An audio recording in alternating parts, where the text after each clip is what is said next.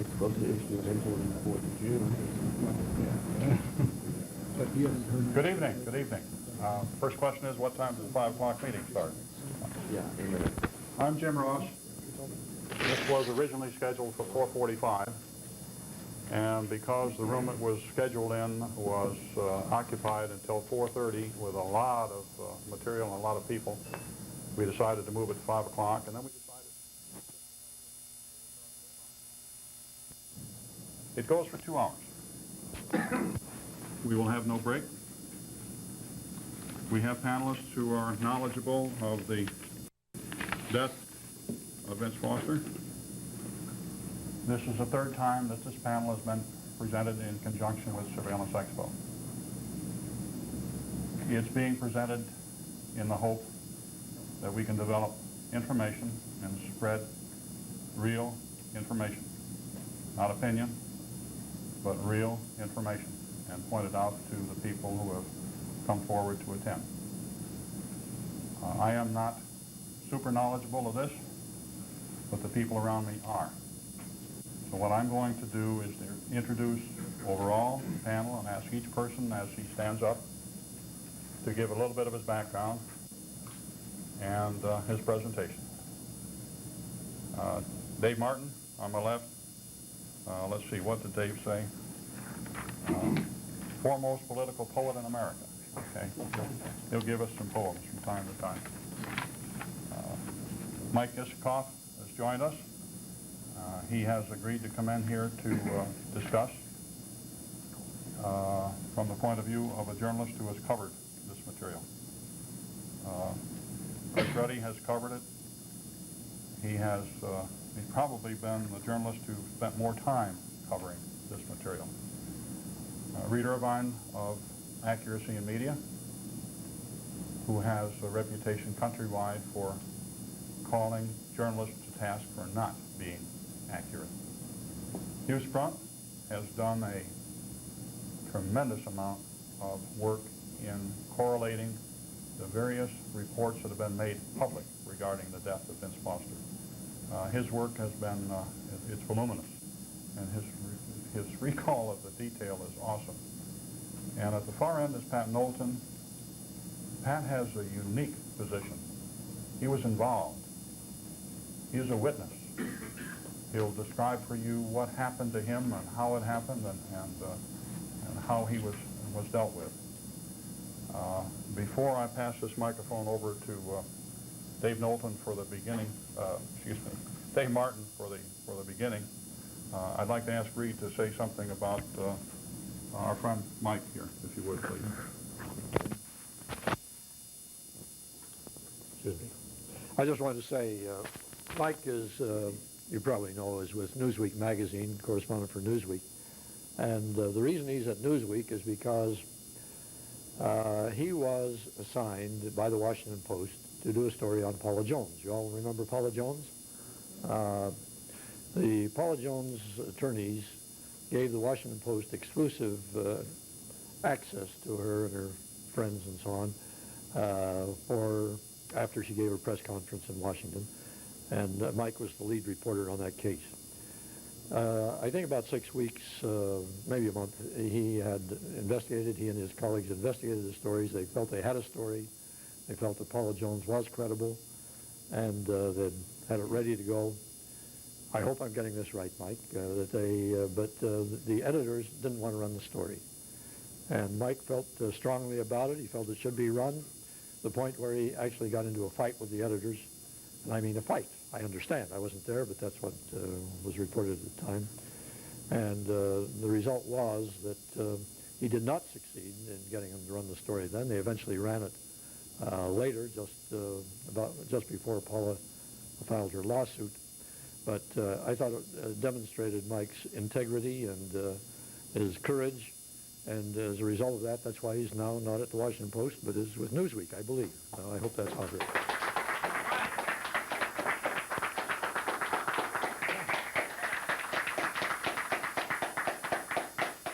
Probably the last applause I'm going to get today. Make a couple of points before I pass this on down to Dave. We are welcoming questions anytime. anytime. And we have informally agreed that we have roughly 15 minutes per person. We think that that time will be adequate. We are ready for questions from anybody on the floor, and panelists may question other panelists as we go through. One point I have to make at the very beginning. There are people who question why we should bring this up and what hurt it must bring to the family of Vince Foster to continue a discussion. I'll take an opposing view. I can't imagine any worse thing you could do to a man than to call his death a suicide if it was not a suicide. What an insulting thing to pin on a man. I don't know if it was or if it wasn't, but I am absolutely convinced that there was not enough investigation to reach a conclusion like that. And I'm going to pass it on down. D.C. Dave. Okay, well, Don't have to speak right into it, Dave, but all right. we need to be... This goes over to Langley. Did I hear that? Not broadcast. Well, I wasn't going to do this opening poem, but since you led into it, I have one in my book here called Solicitude that deals with this question of the family. It goes, don't you think that the family has suffered enough? Why must you stir up this mess? He wasn't constructed of very strong stuff. He couldn't put up with the press. He must not have been what he seemed to be. He could not have been very stable. That he might have been killed for his honesty is just a romantic fable. We'll fight for his right to be off in the head. What do you mean we offend you? If you should turn up mysteriously dead, this is how we would defend you. And I think that pretty lays that to rest, this matter of you're not paying proper attention to the feelings of the family by trying to get to the truth of the matter. I was going to begin with a sort of defense of my actions. Without fear of contradiction, without a word of dissent, they impugn the critic's motives and ignore his argument. He's just a conspiracy theorist. How easy it is to say when the dice have all been loaded and the loader controls the play. Oops. I'm going to turn to my book here. I wasn't planning to do two from memory.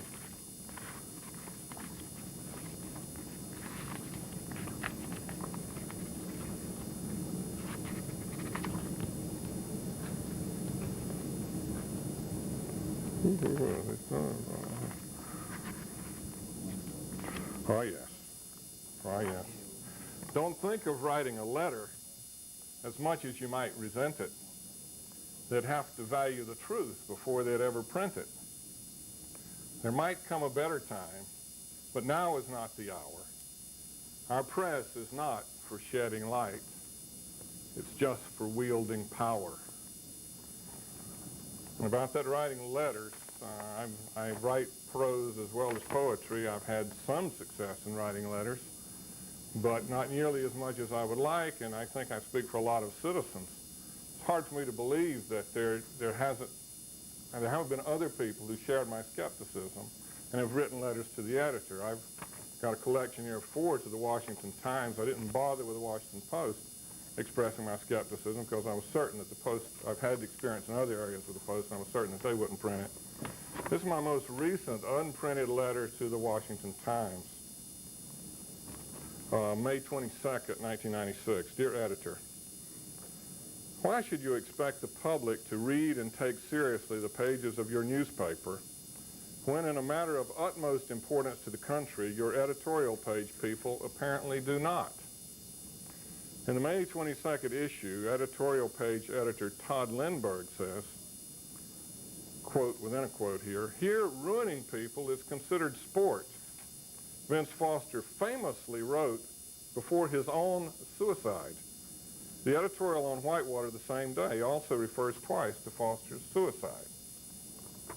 But your paper reported in a Reuters dispatch, could you put the journalistic creed up there? You had it up before. But your paper reported in a Reuters dispatch on October 26th of last year that 3 well-credentialed handwriting experts, including a noted literary documents authenticator from Oxford University in England, had examined the note and each independently had declared it a forgery. Considering its disjointed, sophomoric text and the curious way and condition in which it was found, their ruling should not have come as a surprise to anyone with anything resembling a critical mind. Correct me if I'm wrong, but isn't Kenneth Starr's investigation of the death still open and ongoing? And hasn't that also been reported by your paper? So why do your editorial page people insist upon ignoring the news part of the paper and protecting Bill Clinton by continuing to treat the belatedly discovered torn-up note as authentic and the strange death of Vincent Foster as a completely confirmed suicide? Now, I mean, that seems to me a reasonable letter. It gets the facts straight, which they're not getting straight. But it was like many other, even shorter letters I've written when I read on Monday, unprintable in the opposition newspaper. So I think of the people who were here Monday, if you think we really have a free and open press in this country, maybe if you want to continue after hearing everybody speaks today, maybe you ought to leave right now if you want to continue with those illusions. Or to believe that we have a healthy two-party system. If you want to continue with those illusions, you might as well just leave now and not stay for the rest of the presentation. Pat Knowlton's experience, I have a short one about his experience in getting things printed in the London Sunday Telegraph. I may not be very insightful, but I do find it less than delightful that way across the sea they can read more than me about goings-on here that are frightful. And I have a couple concerning suppression of the news and the matter of the torn-up note. It's called the Muted Clarion. Excuse me, sir, but did you see about the White House forgery? You know the famous torn-up note they say that Vincent Foster wrote, in which he said he wasn't meant to be so high in government? Well, now we've learned that missive fractured was entirely manufactured. What's that, you say? You hadn't heard? And furthermore, you doubt my word? Surely such a brazen ruse would have topped the nightly news, when daily less important crimes are bannered in the New York Times. How could what I say be true and be completely kept from view? Welcome to our wonderland, so far from what its founders planned. With justice trampled to the ground, we still don't hear the tocsin sound. The fourth estate of which we boasted isn't there to keep us posted, and silent stands the sentinel while the country goes to hell. And finally, summing it all up, I think, weak foundation. Our leadership's very legitimacy now rests on the authenticity of a shallow and peevish vindictive note they tell us that Vincent Foster wrote. While the cynics around us inquire, so what? I can but ask you if this is not a completely intolerable situation for a putatively self-respecting nation. The folks in the press can't be very proud when reasonable doubts can't be uttered aloud. The case for the note they're afraid to report when they know it cannot be defended in court. How long can we live in this crippled condition, in a halfway house to complete perdition, with the home of the brave and the land of the free in the thrall of agreed-upon secrecy? Thanks, Dave.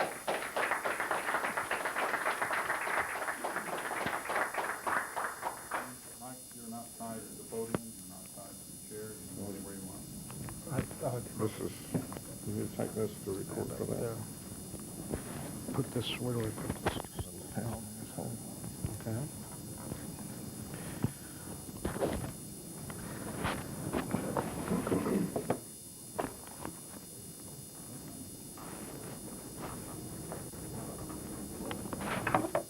Am I on? You're on. I'm on, okay. It doesn't amplify your voice. Well, I feel a little outnumbered here. I think I'm the only person who's going to argue what I think the mainstream view of this matter is. I'll try to give you some idea of why I think it is the mainstream view, why you don't see a lot written about this subject, why there isn't a lot debated in the mainstream media about it. I'm sure there are some people here who think that that is for conspiratorial reasons, or perhaps we're all intimidated by the power of the Clinton White House, that we're all afraid to write the truth. I would submit to you that none of that is remotely true. In fact, I have covered Whitewater and all the attendant Clinton scandals from the very beginning. I covered Clinton for the Washington Post during the '92 campaign. I wasn't the main person assigned to cover the campaign. I was assigned to cover the allegations about Clinton that arose during the campaign. And I followed that right through and wrote some of the first Whitewater stories in the Washington Post in November of 1993.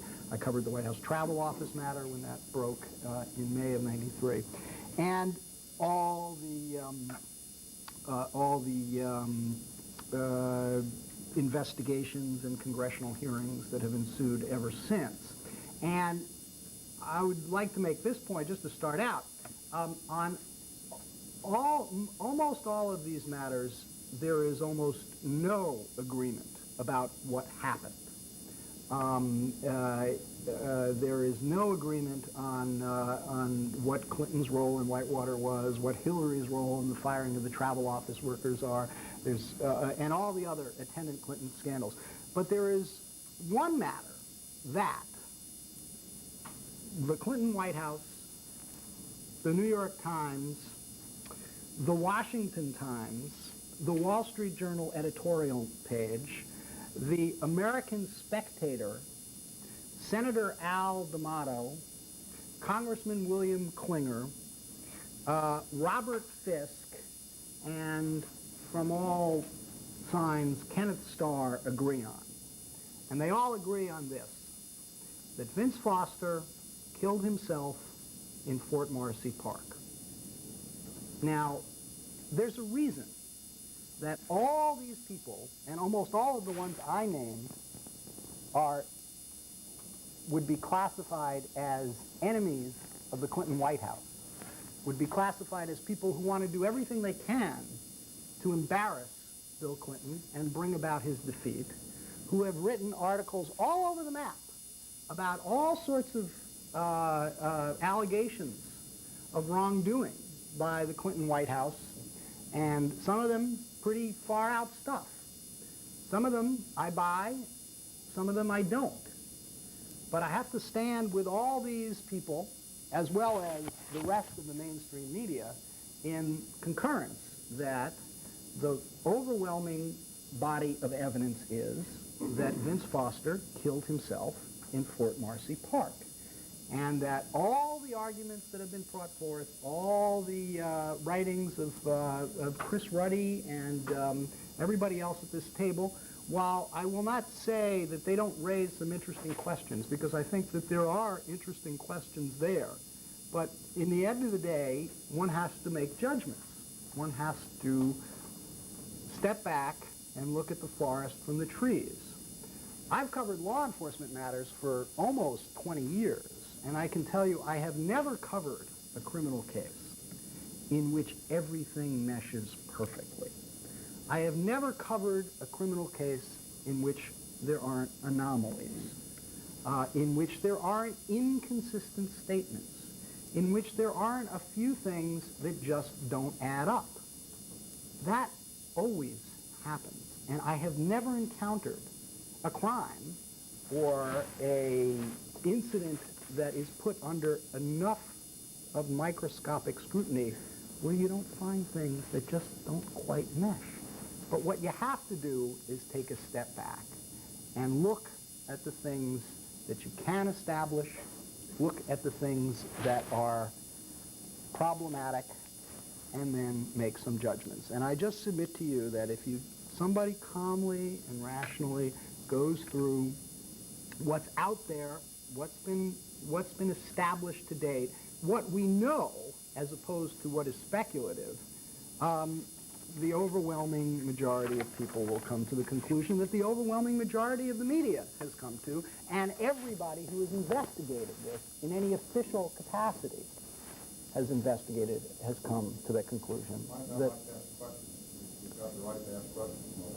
Well, I would prefer to finish my presentation and then take questions, but it's your show.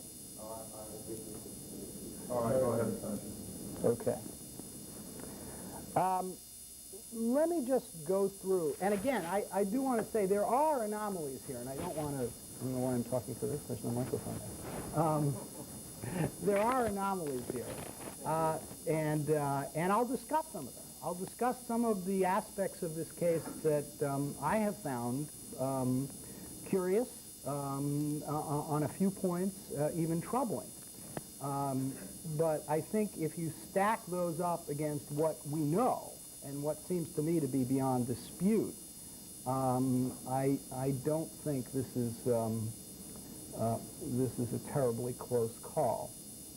Vince Foster was Deputy White House Counsel, an old associate of Bill and Hillary Clinton, was working in the White House on the morning of July 20th, 1993. We know that he left the White House at about 1 o'clock that afternoon. We know that he was not seen by anybody in the world or who has come forward. We don't know of anybody who saw him until about 6:05 when his body was discovered in Fort Marcy Park. We know his body is discovered in a supine position. We know his body is discovered with a gun in his right hand. We know that he was right-handed, despite some earlier reports to the contrary. We know that 5 law enforcement people saw him with the gun in the right hand. We know that the park police officers had to remove the gun from his right hand. It is true that the first confidential witness, I believe, didn't see the gun, but that person did see the body in the supine position. And we know that moments later, the gun was there. Is it possible that somebody slipped the gun into his hand while all these park police officers and Fairfax County medics are roaming about? I'll leave those sorts of questions for later. But we know there was a gun in his right hand that was removed by the park police. We know there was a gunshot wound through his mouth. We know there were no other signs of physical attack to the body. There were no blows to his head or any other part of his body, but we know a gunshot wound was through his mouth. Now, and we know that the medical evidence seemed pretty clear that that was the cause of death. There was no other suggested cause of death.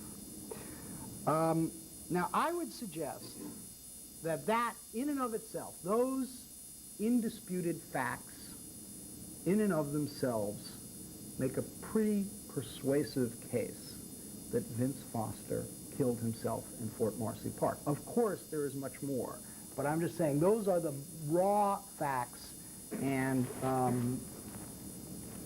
absent some wild conspiracy theories, somebody involved slipping the gun into his right hand while nobody else sees this, I'd say they make a prima facie case that Vince Foster killed himself in Fort Marcy Park.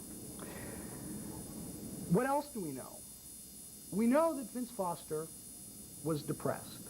Now, I want to separate this out from the other pieces of evidence because these are the kinds of things that get subjective.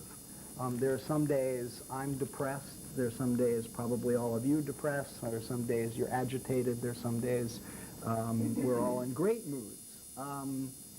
So you got to be a little careful here. But the list of people, of close associates of Vince Foster, who testified under oath that he was troubled, that he was experiencing signs of depression, is pretty long. In fact, it's almost everybody who was in close contact. Not everybody, but almost everybody who was a close intimate of his during this time. But we also know something else that is a little harder, and that is that he consulted his physician in Little Rock, and he got a prescription for an antidepressant drug just before his death. Now, again, did everybody make up the stories that Vince Foster was depressed because everybody is involved in a big, large conspiracy to conceal the real cause of his death, God knows what? Maybe. Could have happened.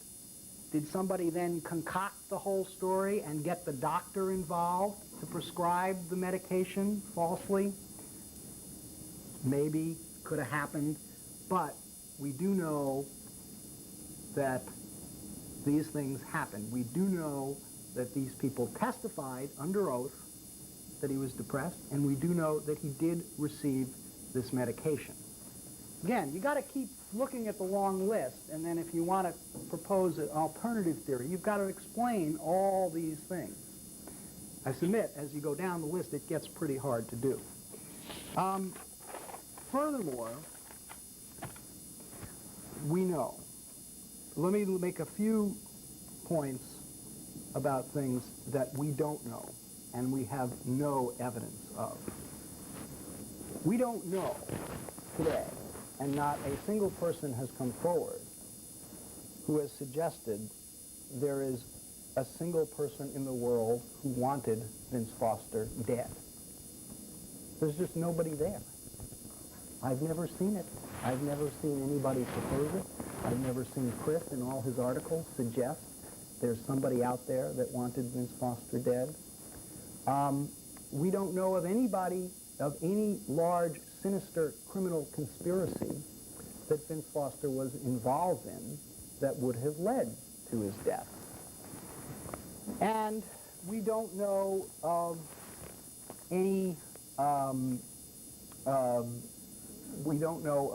other group or any other group of individuals that would have had a motive to either A, murder Vince Foster, or D, be partner to some large conspiracy to conceal large aspects of his death. Now, just having said that, I want to make a couple of quick points just so you understand where I'm coming from. I have written a lot, investigated a lot, and believe there's a lot more there about what went on in Vince Foster's office after his death. I believe that there is a lot more there about what Foster knew about Bill and Hillary Clinton's role in Travelgate and to a lesser extent Whitewater than has come out to date. I believe that Vince Foster probably had other things on his mind than we know about. But all that being said, none of it adds up to me for a motive for murder. And none of it adds up to me to a motive to conceal the circumstances of his death. Investigations continue. Let me just make one other quick point. In order for the alternative, well, I should say, investigations continue, and I am probably one of the few people in the mainstream media who, when new evidence comes forward, I take the time to take a look at it. I test it against what has been printed about what is in the investigations that have been produced, and I do take a look at it. And I am always open to new evidence. Nothing in this world is certain,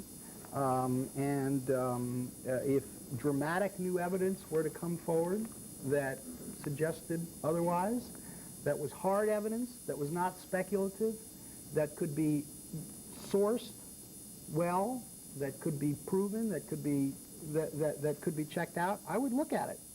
And as I have tried to look at that which has been written to date. But nothing nothing has come forward to date that has caused me to change my view of this matter. And I should say, finally, the most, I'm not going to have time to discuss those aspects of the case that do trouble me, because I'm getting handed notes saying that my time is almost up, so I will discuss that later. But I just want to conclude by saying, in order for the alternative scenario to be true, in order for there to have been a large cover-up here of something other than Vince Foster killing himself in Fort Marcy Park, the number of people that I count who would have had to have been involved in aspects of that cover-up is pretty large and pretty disparate, and would have to involve people from the United States Park Police, the FBI Crime Lab, the Justice Department, the White House, Robert Fisk's staff, Ken Starr's staff, Senate investigators, House investigators. It just doesn't add up. You can't come up with any scenario to me that connects all these people, that gives them a common motive to conceal the truth here. It just doesn't exist. And that's why I come down where I come down, and I think that's why most of the rest of the mainstream media does. Thank you.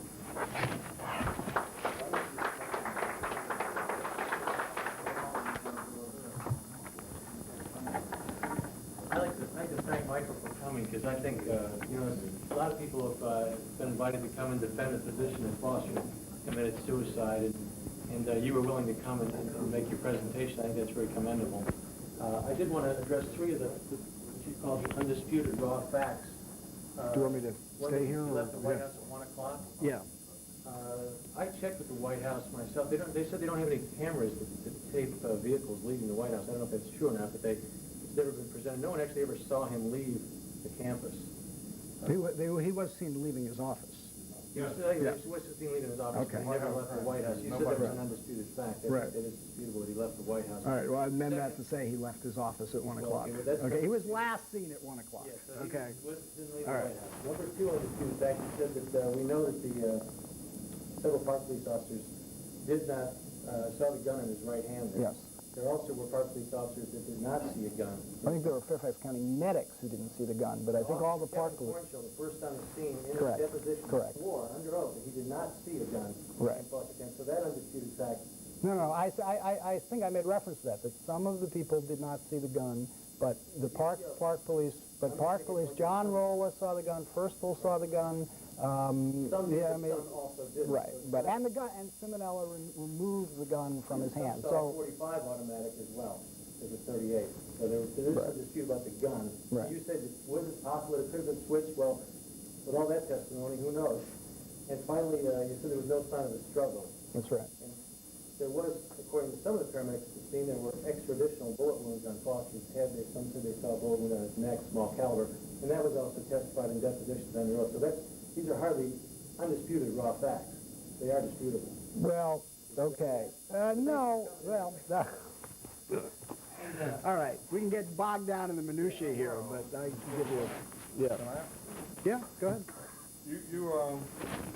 You say that we know that he had a prescription for an antidepressant. You also know that the dosage was not for depression. It's only for enough for sleeping problem. It was not an antidepressant dosage. You're aware of that, are you not? Yes, I think I am. Yeah. Okay. How do you know that this prescription, did you ask for the telephone records to see if he actually called? As a reporter, shouldn't you have done that? Shouldn't I have done what? Ask if there were actual telephone records. I have never seen anywhere in the record that there were actual telephone records of the call to Dr. Watkins, the return call of Dr. Watkins to the Morgan Pharmacy. I called the Morgan Pharmacy in Georgetown and asked what pharmacist filled that prescription. I got very nervous and agitated answer. And they hung up on me. They didn't want to talk about it. Well, I hate to be sort of combative and I want you to argumentative here, but defend your what actions as a sure, matter of fact. I would be perfectly happy to defend it. The Foster family doctor was Dr. Watkins, and he provided the information that he provided the antidepressant to Foster. Now again, this could be some monstrous conspiracy so immense that goes beyond anything we've ever seen in American politics before. But explain to me how Dr. Watkins got in on this conspiracy. Well, as of Explain July to me 29th, why he was not he in on it. lied. As of July 29th, D.D. Myers said in the White House briefing that the family doctor would neither confirm nor deny that he was taking any antidepressant. This is 9 days Well, later of course now. not. This is a very important fact. It takes them 9 days to get the family doctor on board. Beryl Anthony first, you're aware of Frank Murray's interview with Beryl Anthony, where he says that's a bunch of crap, there's not a damn thing to it, when it was said that he was depressed. Okay. Beryl Anthony changed the story later, as lots of other people. So Dr. Watkins was prevailed upon somehow to concoct this story that he provided the He wants to live a long, antidepressant. natural life in Arkansas. And you also understand,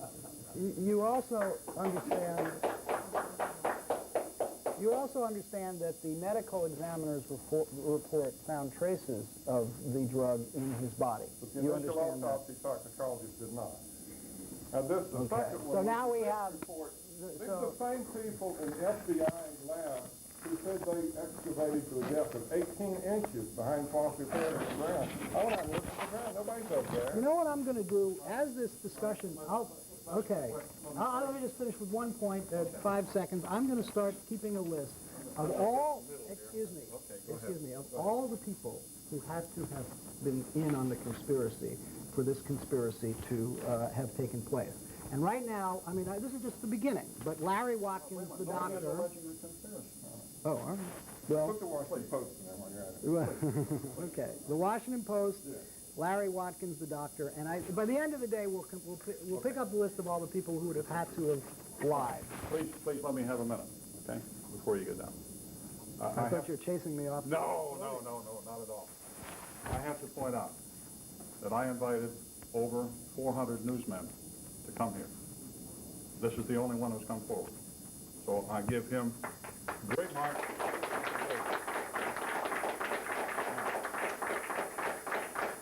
I also want to point out that I think he makes one heck of a speech. Not that I agree with him, but he makes a great speech. Now, I apologize that you were not here when we had Bob Brand, who was an investigator who was investigated his sister's death. He was not going as you did, we know this and we know this and we know so-and-so. When I made the point to Bob Brand, I don't believe a man would be capable, once he's decided to kill himself, I don't believe a man would be capable to go off and have sexual intercourse to the level of orgasm. And Bob Brand, because he had semen in his throat. And Bob Brand said, how do we know it was his? That kind of specificity is what should have been done in the investigation. That kind of specificity should have been done. We had a professional in here Monday night that went detail by detail by detail. How in the world, at the conclusion of his talk, he said, I could not go to court and prove that this was a suicide or a murder. They didn't do the simple, basic things they should have done. One of the things he said, how did the man get to where his body was found? Did he levitate? There was nothing on the soles of his shoes. They had fiber all over the outside of his clothing, but they didn't say where on his clothing. He said it makes a difference if it was on his knees and his elbows or on his back. They didn't say where. Nobody examined it. Nobody tried to find out. I don't want to get into a big long thing. No, I didn't say. As I say, I didn't get to the aspects of the case that I do find curious and in some cases troubling. I said there were anomalies, and there are others that you haven't mentioned here that I find more important. We're But going to get to a lot of those. we can get to those. But Okay. I mean, you got a question from the floor. Okay. I looked up the prescription that he was taking, and not only was it recommended for depression, it's also recommended for treatment of addiction, reducing the withdrawal symptoms from addictions of different drugs like cocaine or other things. And there's always a possibility he wasn't being treated for depression, but for other things. I just want to throw that out. Yeah. What was the medication? Trazodone.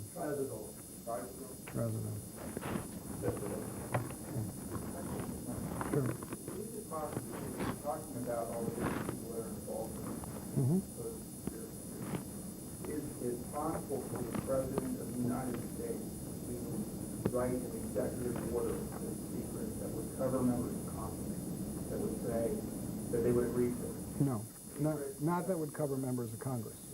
I'm not It- sure. No, I mean, no, it's a separate branch of government. Once an executive order that is secret can be, the White House can consult and provide testimony about to members of Congress under the condition that, under clearance orders, but that not that it wouldn't bind any member of Congress. They agree that it was something else. What if they agreed that there was not something nefarious here, but it was something that they said, look, we understand that there are strange circumstances. Mm-hmm. Go ahead and do what you have to do to change the basic facts about what we know about this. And we will stay away from it. If it's not for a conspiracy or for nefarious reasons, if this is for, let's say he was found. Yeah, I mean, I think there are aspects of the case that for humane grounds, perhaps, or for seemliness, or even political reasons, that some people haven't wanted to delve deeply into. I don't think that, for instance, there's been exactly an aggressive attempt by members of by the congressional committees to explore the full extent of the relationship between Vince Foster and Mrs. Sprunt. That seems to me to be, for a variety of motives, not necessarily all of them.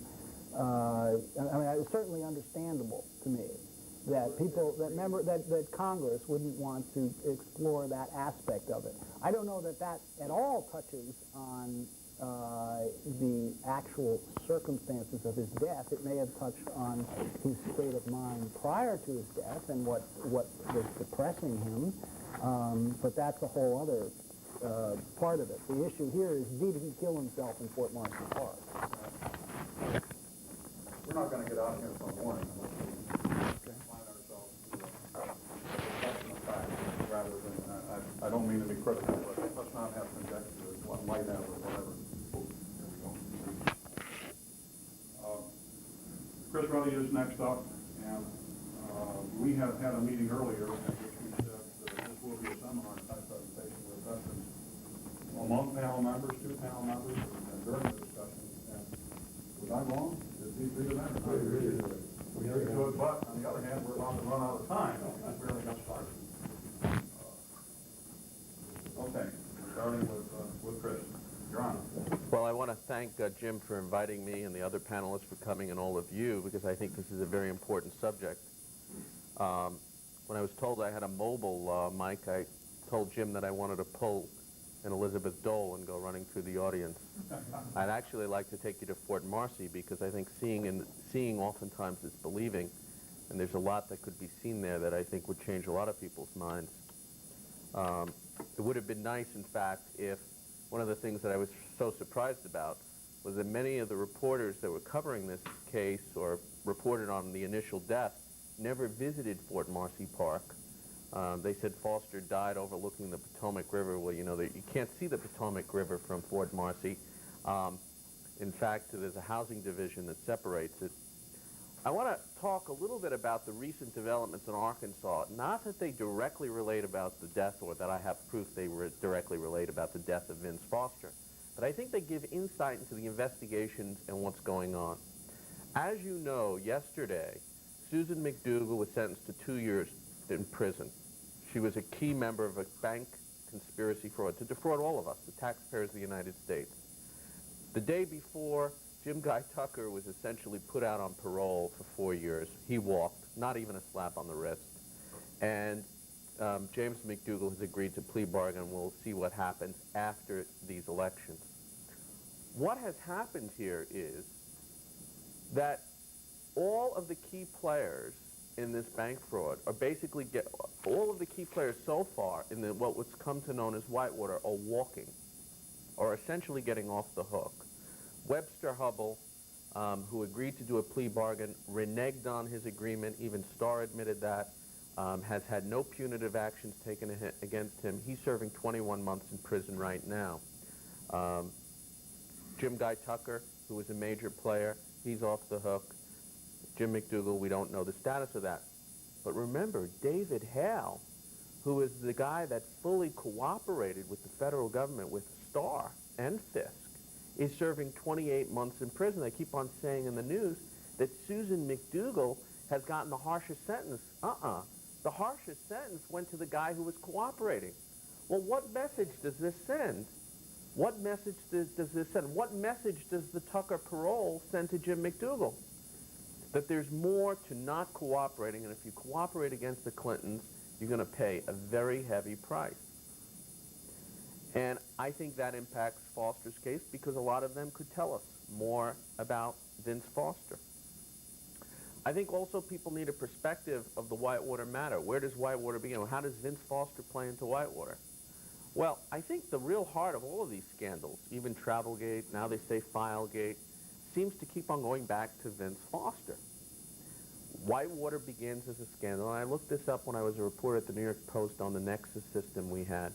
Most of the stories on Whitewater mushroom after December 20th, 1993, when the Washington Times reported that 3 top White House aides entered Vince Foster's office. They did a cover story that these 3 aides entered Vince Foster's office on the night of his death and removed documents. They claim that they removed, in the Washington Times, and I believe that it's somewhat baseless, Whitewater papers were removed. I might also add that Mike Isikoff actually was the one that broke that story. He, on August 15th, reported on this raid, and he did not make the allegation that they removed Whitewater papers, but certainly the Washington Times in December played it up, and it had a very big impact, so much so that Special Counsel Fisk was appointed. So Whitewater doesn't begin when the New York Times first mentions it in '92 during the campaign. It doesn't begin during the campaign. It doesn't begin, it's never even mentioned in the news reports at Vince Foster's death. So I don't know why Vince Foster died. I think it may be a little bit of a red herring that everybody's on this Whitewater trail. I would probably agree with Mike that maybe Whitewater, there is nothing there connecting the death. But I do know this, that there's very suspicious circumstances with his death at Fort Marcy Park, and on the day of his death, there's even more suspicious circumstances, or equal amount, of activities by aides in his office on the night of his death and the activities of White House officials to prevent / obstruct a police inquiry into the office and a proper search. All of that should have raised red flags about not only the death, but what Vince Foster was working on. And we know that not only was he Deputy White House Counsel, he was the personal attorney to the Clintons on all of their business matters, not just Whitewater, privy to all of those matters. And all of those matters really should be under review if we really want to get to the bottom of Vince Foster's death. I think Vince Foster is the Rosetta Stone to many of these scandals. Remember, he was a Rose Law Firm partner with Hillary and Webster Hubbell, longtime associate of Bill and Hillary, and as I said, the personal attorney. The Park Police were given exclusive jurisdiction over this death. We can't stress this enough. Why were the Park Police?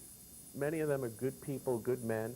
I don't want to knock them, but let's face it, they're known for riding horses around the nation's monuments, traffic control, traffic patrols on the parkways. They are not known for homicide investigations. Not only that, they violated almost every rule in their own death guidelines manual. They violated the cardinal rule of all homicide and death investigations, whether it's a suicide, no matter how apparent, or accident or whatever. The cardinal rule is treat every death as a homicide first, no matter how apparent a suicide, until all the facts come in. Do you know that Cheryl Braun, the senior investigator on the scene, admitted in a Senate deposition that they determined it was a suicide before any Park Police detectives arrived at the scene? In other words, the assessment of suicide was made by the first police officer on the scene, Kevin Fornsill, and he now admits he didn't even see a gun in Vince Foster's hand. I'm told with all of the errors the Park Police made, they've rechanged the name of their death investigation guidelines book. They're going to now call it, "It Takes a Village to Conduct a Death Investigation." But, you know, you could put it up to bumbling in this case, but what really raises the specter of a cover-up and a manipulation of evidence, and I don't believe, as some people suggest, you need a mass conspiracy to do this, is that the key evidence is missing. All the 35mm film, which shows all the real, true, key crime scene photos, all underexposed. They only took one roll of film, which is highly unusual.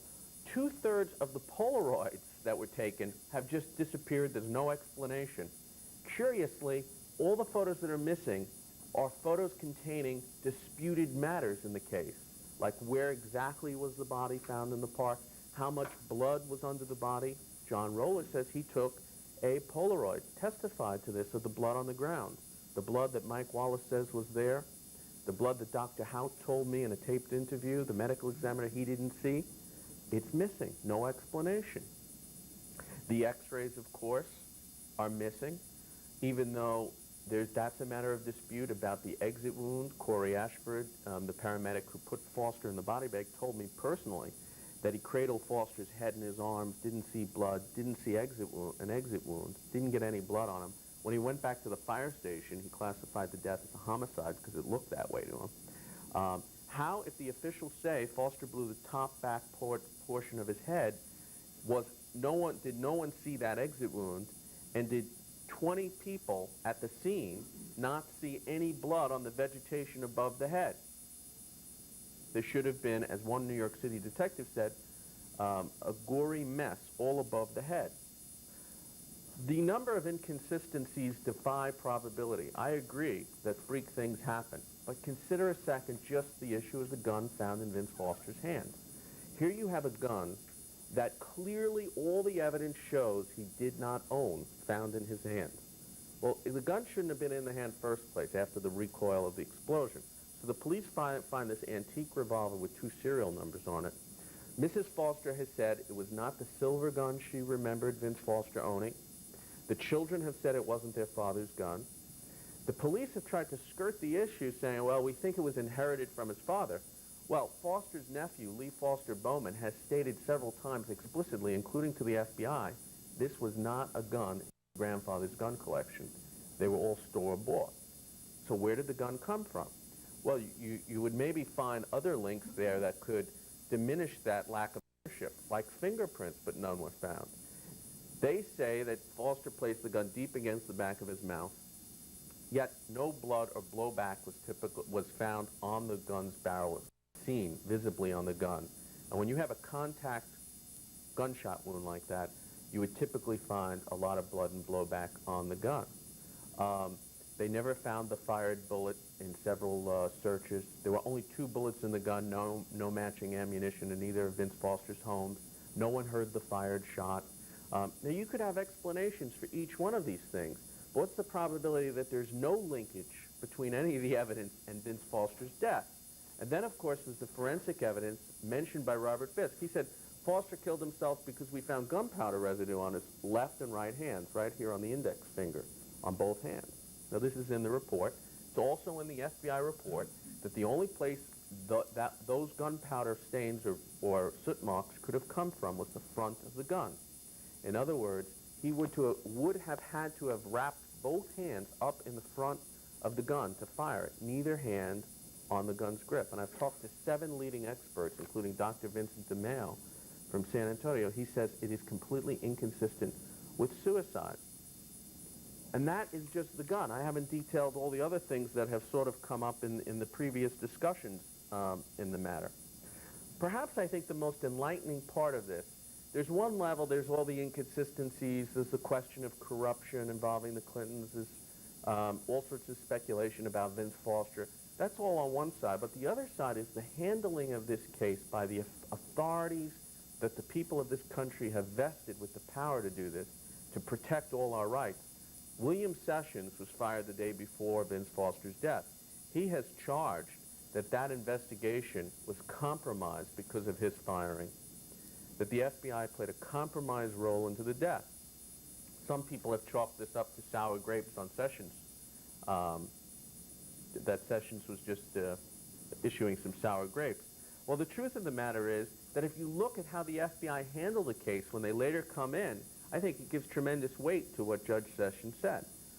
C.W., the first witness who didn't see he saw a gun, He said he was badgered by the FBI. We have a living witness here, Mr. Knowlton, who says the two FBI agents basically lied in his official witness statement. He saw a man sitting next to Foster's car, and the FBI statement says that he couldn't further identify the man. Patrick was able to draw a police artist sketch for the London Telegraph, for Ambrose Evans Pritchard. And I have some of that material in my book, which I'll talk about a little bit, which is a collection of all my work. Imagine for a second the FBI statements that two witnesses were in the park, a man and a woman, two Washington professionals drive up just about a half hour to 45 minutes before before the park police arrive.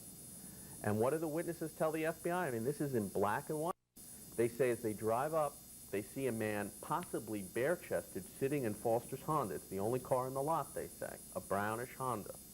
They drive down, they pull in. The male passenger, who now has a clear, unobstructed view of Vince Foster's Honda, says a few minutes later, he sees a man with long blonde hair and a beard standing over the hood of the car.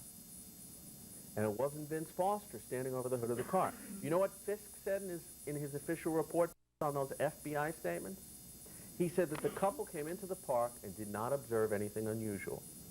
Now, as Reed Irvine pointed out to me, he said there's nothing unusual about two men in and around a car in a public park, except, of course, if the guy that owns the car is sitting in the back of the park dead. Then there's something very unusual about it. Other evidence was simply ignored. You know, the park police said, well, the carpet fibers could have been from, the FBI said during congressional hearings, carpet fibers could have been from anywhere. 6 colors of fibers, almost every garment, including Foster's underwear. We've talked to experts on this. They say this is highly unusual.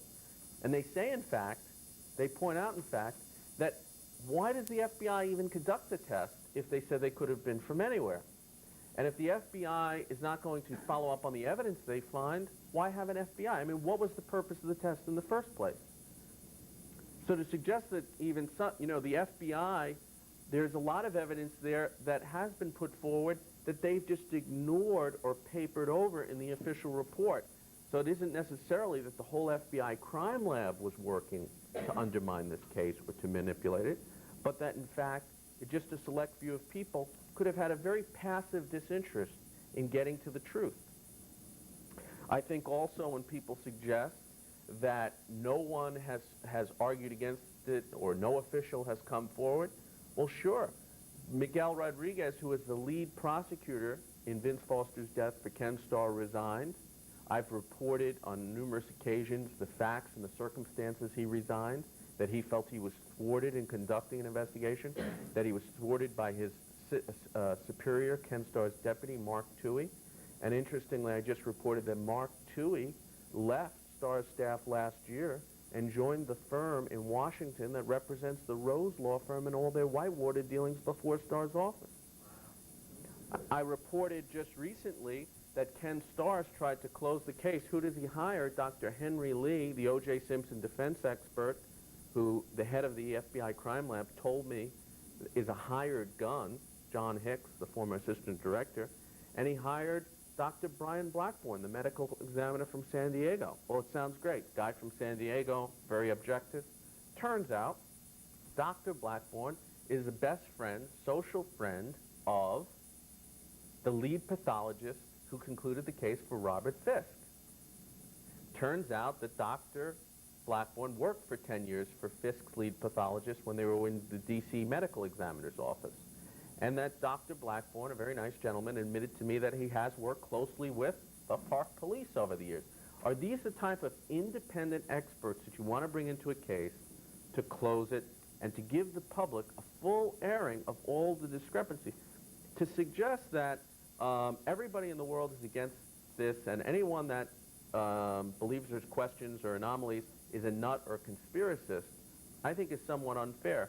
The Wall Street Journal has reported that the police investigation was a joke, essentially, and that Robert Fisk improperly handled the case. William Safire has called the police investigation a farce. He has criticized Robert Fisk. If the official investigations all were in some way bungled or apparently so, how can we rely on any of their conclusions? I just want to say two other things in closing. One is Patrick Knowlton has a witness tampering report. And I think what happened to him and the failure of the press to pick up on this is really very disturbing. As he was a major grand jury witness, he has incurred tremendous legal fees, and I think he's going to offer some of those reports at the end. I will also offer, for a measly $20, which will go to Bill Clinton's defense fund, my book at the end, and I'll be signing some in the back if people would like it. Okay. You going up like this? I guess you want me to... Oh, I see. There we go. Now, I guess we'll take a few questions, or anyone have a... Yes, sir. Deal with what Mike said basically about all the people that don't have to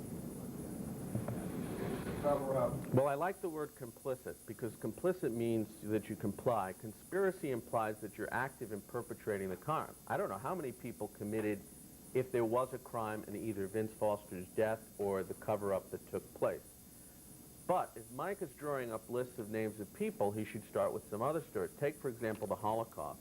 You know, it was well known in both London and Washington that there was a mass genocide going on in Europe, that Hitler was exterminating. No one wanted to report it. I once interviewed with a British journalist from The Economist, Hamilton Fish, and he was like 100 years old. He was a congressman during the 40s, and he showed us a letter he wrote to the Secretary of State saying that this needed to be exposed in 1942. And I said to, and Fish was crying, and I said, well, why didn't you do something? And he said, well, he said, I was told I'd be the laughingstock of Washington if I spoke up. Well, everybody was quiet. You know, Americans couldn't imagine that even the worst of Hitler, that he would be doing this. I mean, there's other examples, like, but by that, what Mike suggested, Watergate couldn't have taken place because it took several years to uncover. There were no smoking guns for the longest time. Richard Kleindienst, the Attorney General, said that the FBI had conducted the most extensive interviews in its history, 1,500 FBI interviews, and found no, I repeat, no criminal wrongdoing. Okay? Well, I think there's a lot of things. Look, we're seeing here in this Filegate thing that this quiet pressure put on FBI agents maybe not to do the right thing. Somebody was telling me that Gary Aldridge had said at a meeting that he would have arrested Craig Livingstone had he known he'd taken so many files. Somebody said, well, why didn't you do it? And Gary said, well, it wouldn't have been a good career move. I think they all realize maybe that there's implications for what they do.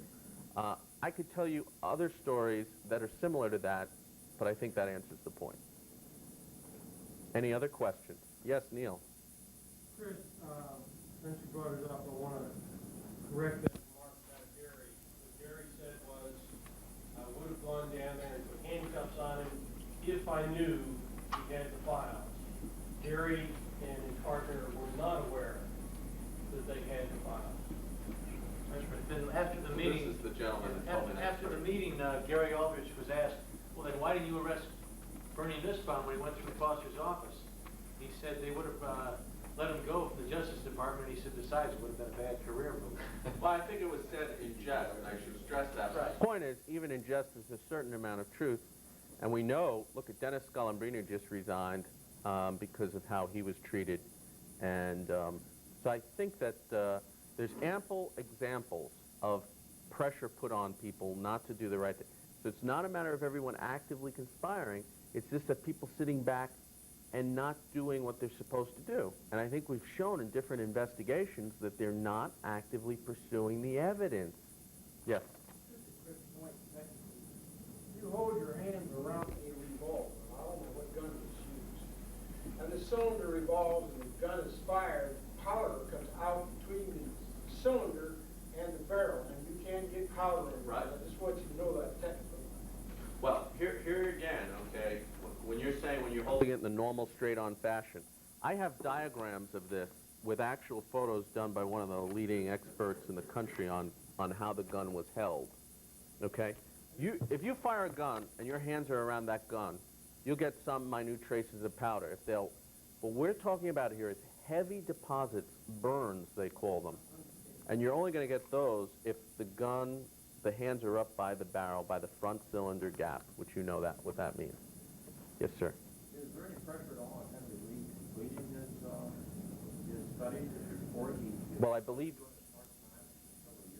it's taken him over a year. I believe that Henry Lee has issued his report. I believe that he's going to very coyly criticize the Park Police and the FBI for their handling, for coming up with all of this evidence that shows wrongdoing, and he's basically going to support their conclusions. What I read somewhere about something about the gunpowder not matching that in the gun. Sure. Gunpowder in the hand not matching what was in the gun. They found a different type of gunpowder on Foster's clothing, socks or pants, Reed probably knows exactly, than was the type of gunpowder you'd expect from this gun.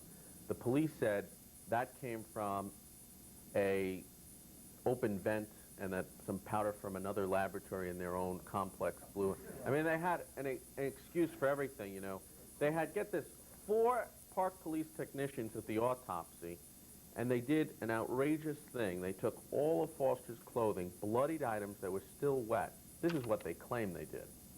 They claim it, that they took all of them and dumped them into the same bag, therefore cross-contaminating, and they said that's why the carpet fibers got on every garment, which sounds very plausible until you realize that Foster's tie and jacket were found in his car, bagged separately, given to the FBI separately. They had carpet fibers all over them, too. Okay, thank you. Thank you. See that? I forgot I was carrying this place. You don't know where you're being bugged. And it's a melon.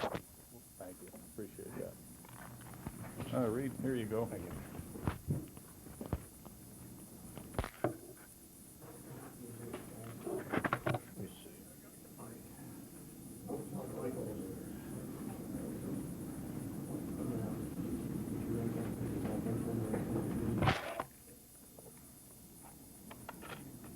My name is Reed Irvine. I'm chairman of Accuracy in Media.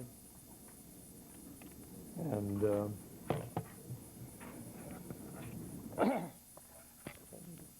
this I'll be somewhere.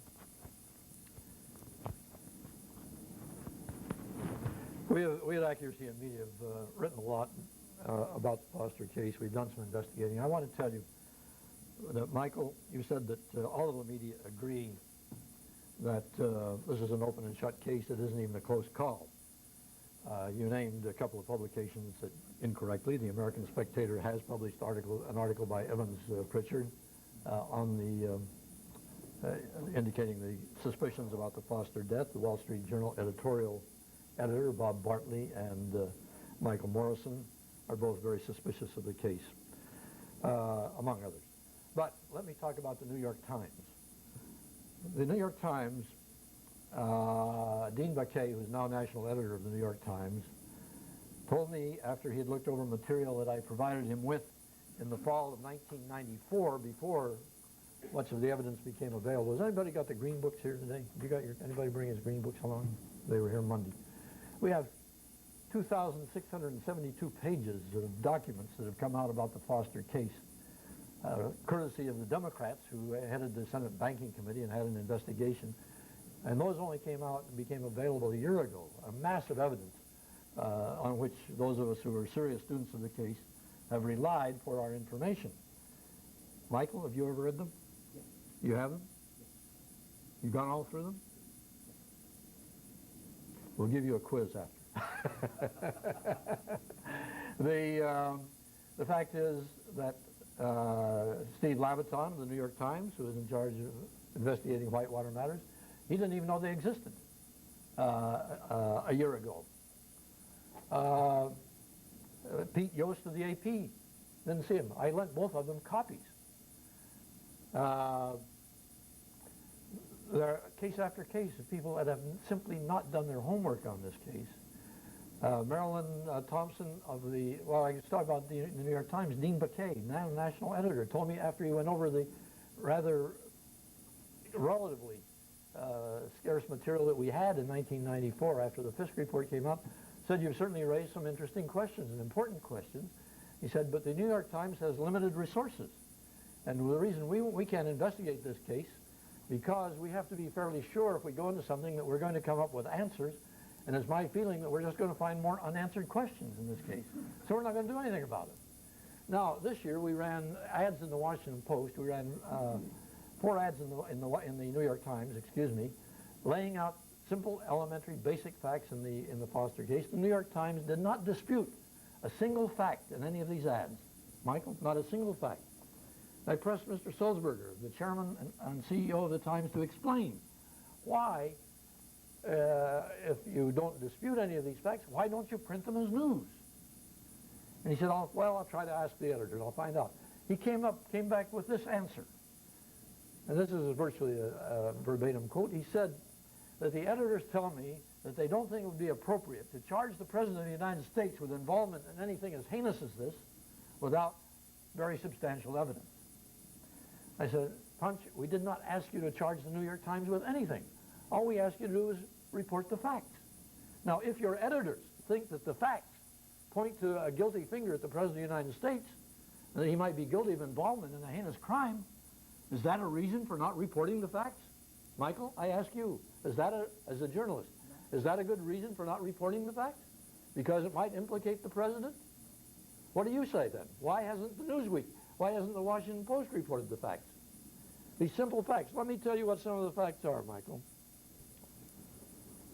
You said that it's really a close, not even a close call. What is the evidence that Michael said? The gun was in the hand. Now, I've said, these Park police, that's what they went on. They saw the gun in the hand, didn't need to know anything else. They didn't need to know whose gun it was. They didn't even know whether it would fire, where it came from. They didn't know anything about the man. They said, gun in the hand, suicide. So what's the matter? Didn't these people ever watch Perry Mason or Murder, She Wrote? Didn't they ever know that suicides are frequently faked? Gun in the hand means nothing, absolutely nothing, especially when it wasn't his gun. He had 2 guns in his house. Why would he go off and negotiate on the street for a drop gun, untraceable drop gun, so he could go to a park that he didn't know existed, so he could park his car and walk 750 feet up through the park and sit down in his nice clothes in the dirt and take this old gun for which he had 2 bullets and he didn't know whether it might blow up in his hand or not, hold it in this strange, unusual position and figure out how he could get enough leverage to pull the trigger with his thumb to kill himself. He had nice parks right near where he lived. Now, let me point out something else. I never said that Vince Foster was murdered, Michael. I've never said that. I said the evidence points to the fact that he didn't kill himself in Fort Marcy Park. What evidence do you have that he killed himself in Fort Marcy Park? There was no bullet found. They conducted a search. They tore up that park for 7 weeks looking for the bullet. Why? Because Henry Lee told them they had to find some physical evidence that he died there. There was no evidence that he died there. There was a lot of evidence that he didn't die there. What was the evidence that he didn't die there? First of all, he didn't have any dirt on his shoes after that walk up through the park. Second, let me point out, very interesting, that doesn't get mentioned. His spectacles, eyeglasses, were found 19 feet down the hill, away from his head. And how did they get there? I took this up with Mike Wallace. Mike says, well, maybe, the recoil, his head falling back, the glasses fell off. I said, Mike, were they jet propelled? I mean, there's a lot of vegetation around there. These things, if you drop them down a hill, they don't roll, they don't bounce. They aren't made of rubber, they aren't round. They get caught on things. Well, Mike says, well, maybe he was depressed, he didn't need them anymore. So maybe he decided to throw them away. I said, Mike, you forgot one thing. I told you that they had gunpowder on them, which indicated that they must have been near his face when the shot was fired. Oh. Well, I said, how do you explain that, Mike? Well, he said, I guess Mr. Starr will explain that. Michael, can you explain it? Do you have an answer for that? How did the glasses get 19 feet down the hill with gunpowder on them? How? Any plausible answer? It was downhill. Downhill. Lots of vegetation. That's what Fisk said. They tumbled down the hill. These glasses won't tumble. I've tried it. I've taken them off and thrown them, tossed them. They don't travel very far down that hill, I assure you. Not 19 feet. I think that Foster's body was moved, and that the glasses were dropped in the process of moving the body into the park. Now, why do I say that? Do you know about the head being moved? You know about the head being moved? The photos showed that he had a blood stain on his right cheek and jaw. He had blood on his right shoulder. The FBI lab, Michael, said that that indicated that his head had at one point rested against his shoulder. But when they found the body, the head was straight up. From the first man to the last man, they all said the head was straight up. The medical personnel and others were asked, did you move the head? Did you see anybody move the head? Nobody did. So how did the head get straight up after it had been on his shoulder? Well, John Rolla, the investigator for the park police, he said, well, maybe it flopped around after he shot himself, you know, like a chicken. John Rolla also said that there was a branch lying across his body. How'd that get there? Well, John, he's a brilliant detective. He said, well, he figured that when he shot himself and the bullet went up through his head, it severed the branch up above and it fell across his body. Now, that was too much even for the FBI. They said they didn't mention that in their 302 on John Rolla because they knew that was such a silly thing to say, and they preferred not to even bring it up. Now, what other evidence is? There's no sign of a struggle. Well, look, you mentioned this was the only wound. Richard Arthur, who was the medic who took the most interest in this case, and he took a lot of interest in it, and he had considerable training, he said that he saw a small caliber wound here in the right-hand jaw of the neck, a small caliber. And he noted, he was the guy who said that the gun in Foster's hand was an automatic, a .45 perhaps. And he said it struck him that this wound here was much too small to have been made by such a large caliber gun. Now, what evidence do we have that that wound does not exist? It would be nice if we had some photographs, wouldn't it? But we have no photographs. It would be nice if we had x-rays, wouldn't it? But we have no x-rays. Michael, why don't we have any x-rays? Do you know why? There was a screw-up at the Fairfax County Hospital. Right. No. I'll tell you why we don't have any x-rays. Dr. Beyer, the medical examiner, said he took the x-rays. He checked it off on the form, right? He told, excuse me, Chris is trying to tell me to keep quiet. Lower the volume a little bit. He told me, hey, we got a big room here. He told me that, he told the police officers, attending police officer, James Morissette, that the x-rays showed no bullet fragments in the skull. The FBI gets into the act 7 months later, they want to see the x-rays. Where are the x-rays?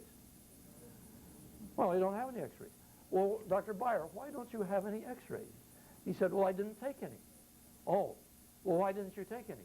Because the equipment was broken. Oh, well, that's all right. I mean, we can understand that. They didn't say, well, why did you write down that you did take them? Why did you tell Morris that you took them? No, that's details. Details. Well, I wasn't satisfied. I tried to find out from his office.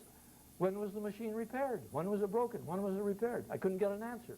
So I had to go to the trouble, Michael, which the Washington Post should have done, of going out and finding the Atlantic X-ray Company, who installed and serviced the equipment. And what did Jesse Poor, their technician, say? He looked up his records. He said the equipment was installed June 1993, first service call October 1993. And as Michael said, Foster died on July 20th, right in that period. No problems with the X-ray machine. So why is Dr. Beyer lying about taking them, not taking them, the machine being broken? Some conspiracy maybe, Michael? Some complicity? Do you mind if I add Dr. Beyer to our list of people who are... Absolutely. Number one on the list. Number one on the list. Pardon? Now, I'm getting the 3-minute notice here. Now, the other thing that Michael says is that he was depressed, and that all his close associates said he was depressed. Michael, I have news for you. Virtually everyone at the White House, including President Clinton, said that he was not depressed. Susan Thomases, who was the one who provided James Stewart, author of Bloodsport, with this information that he was terribly depressed, which he put in his book, which led James Stewart to say, well, obviously he committed suicide because he was depressed and he couldn't do anything else but go out and commit suicide, as though everyone who was depressed commits suicide. What did Susan Thomases tell the FBI in her 302? Exactly the opposite. That she had seen him, yes, 5 days before his death, and she noticed no change in his demeanor, nor any change in his behavior or appearance. That's what she told the FBI. His secretary, all the girls in the office, all of the people who worked with him, all of them said the same thing. And most of them are still saying the same thing, that they saw no sign of depression in Vincent Foster. Now, depression, when Dee Dee Myers mentioned this at the press briefing the Monday after his death, what happened? She got criticized by Brett Hume. Said he was down. He said, "You're trying to tell us he committed suicide because he was depressed, huh?" Well, no, this is the first time you've said that. And she says, yeah. She says, no, it isn't. Well, Brett finally persuaded her it was. And then she said, well, okay, I apologize. It was the first time it came up. Come to the suicide, the so-called suicide note. That appeared, that was when the so-called note appeared. Let's use this viewgraph. Will you get out the handwriting on that note? I want to show you something. That's the way. Folks, here we have some words that are in common with this note and with a known sample of Foster's handwriting. Known samples of Foster's handwriting. Excuse me. This is the word thus. These are all thus. Now, I invite you, if you can see this, if I give you a test, I'd say, would you say that all of these are written by the same person? I gave that test to Sergeant Larry Lockhart, the officer who validated the note for the Park Police. It's curious that they went to Sergeant Larry Lockhart. He works for the Capitol Police, the most politicized police force in the nation's capital, obviously, because they all get their jobs from political influence. No? Am I wrong? They're different. Aren't they different? Turn it upside down. You turn it the other way. This is something handwriting. No, all the way around. All the way around. The differences become even more obvious when you turn them upside down. The difference is, as the handwriting experts that Jim Davidson hired pointed out, these are, notice the nice curves. All of these. They have the same curve. Look over here what we've got. See that curve? No, no, no, no. These are all from the note. The forgery, the forged note. The first person to say it was a forgery was Larry Lockhart, because I gave this test to him blind. I said, here are the words that are common to both. Tell me, are they the same? Blowing them up? No, they're different. I showed him in context. You think this one is an attempt to copy the other? Yeah, it's an attempt to copy one to copy the other. So he repudiated his own finding. It's not 3 experts that have declared this to be a forgery. It's 5. Because I took it to a handwriting expert, gave her the blind test, she came to the same conclusion. Michael, did you ever hear of this? No. No. Is it interesting? Moderately. The fact that you think what this means. I'm going to show you, folks. I'm going to show you how the note was found, according to Steve Neuwirth, who found the note, the torn-up note. I have here a briefcase, similar to the one that Vince Foster used. In the bottom of this briefcase are some yellow, torn-up pieces of paper. Now, Stephen Neuwirth, when he testified before the Senate committee, was asked to demonstrate how he held the briefcase when he found the note. He picks it up, it was Foster's briefcase. He says he was putting it in a box, and he held it this way. Now, you see papers flying out, don't you? See all those papers flying out there? That's how he found the note. He saw all those papers flying out, all those scraps of paper flying out. He was lying. He was lying. He didn't find the note that way. How did he find it? We don't know. Where did it come from? Mike, does that arouse your curiosity at all? I've been over this quite a number of times, and there's some discrepancies in how the note was found. But do you have a theory as to how the note got to where it was and who? Of course, the note was forged. We don't know by whom. That's why you need an investigation. Let me show you. I've got another. The thing there you got from the D'Amato committee. It's let me just, if I may go over my time. It's number 29. Number 29. This shows you what a great investigation we have. Here is. Push it up a little bit so we can see down here. What this says, this is the D'Amato Committee report, the Whitewater Committee report.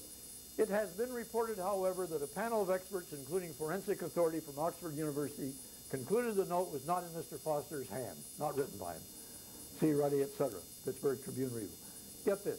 Because the White House and the Foster family's attorney did not provide the special committee with obtained, that's a misprint, original samples of Mr. Foster's handwriting, the special committee was not able to conduct an investigation into this matter. This is a committee that's got subpoena power, and they can't get samples of the handwriting to make a comparison with this note. They didn't want to do. They didn't want to. Yeah, okay. They didn't want to have the note investigated. They could have had it investigated just as Jim Davidson had it investigated. They didn't want to have it investigated. Why? Because they wanted to say that this was written by Vincent Foster. Michael, isn't this of some interest to the Washington Post or Newsweek or the press? Shouldn't it be? Huh? Huh? Shouldn't it be? No, don't let. Tell me, in your honest opinion, is this newsworthy, the fact that 5 experts have said this note is forged and that it had to be done with the complicity of people in the White House because it was found inside the White House? I remember that there was some legitimate questions about at least one of those experts as to whether this was a person who had really any credentials. I'm not surprised that the Washington Post and Newsweek haven't covered. I'm waiting for the Washington Times to cover this. Yeah. I mean, look, the Washington Post went to a handwriting expert to expose Joe Klein, right? I suggested to the reporter, why don't you use that same handwriting expert to look at Vince Foster's note? He wouldn't do it. They wouldn't do that. Exposing Joe Klein is much more important than exposing a forgery in the White House, isn't it? Obviously, that's more important. Right?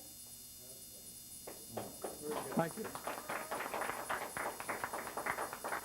Mr. Irvine, Yeah. you said earlier that you thought that the medication that Vince Foster was allegedly taking was Desiril? Desiril or trazodone. One is the generic, the other is the trade name.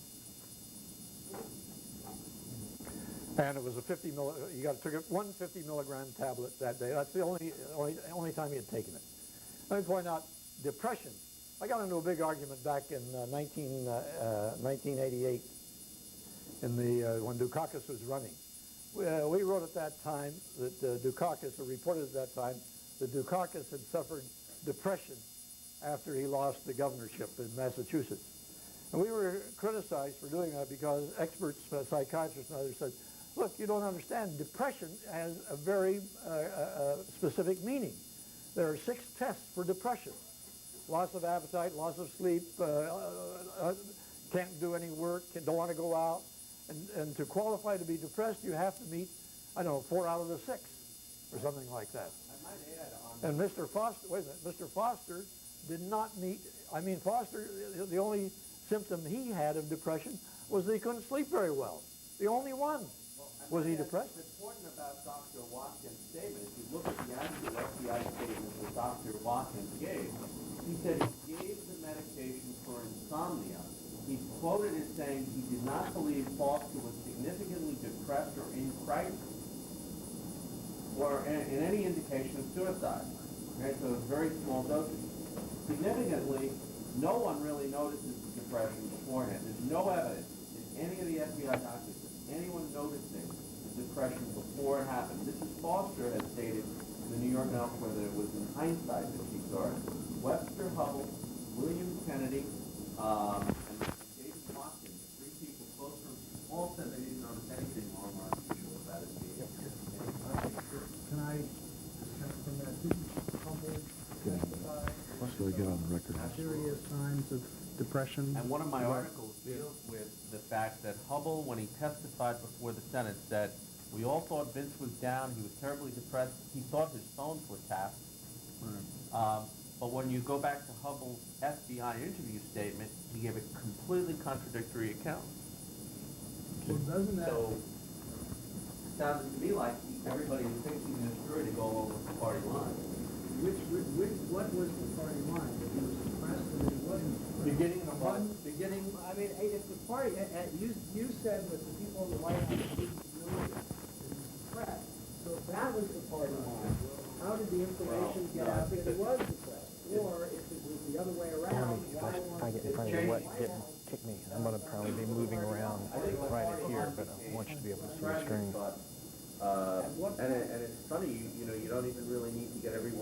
the FBI, all you have to do is state in the official report that his friend said he was depressed, and then that becomes fully written, when the actual documents say otherwise.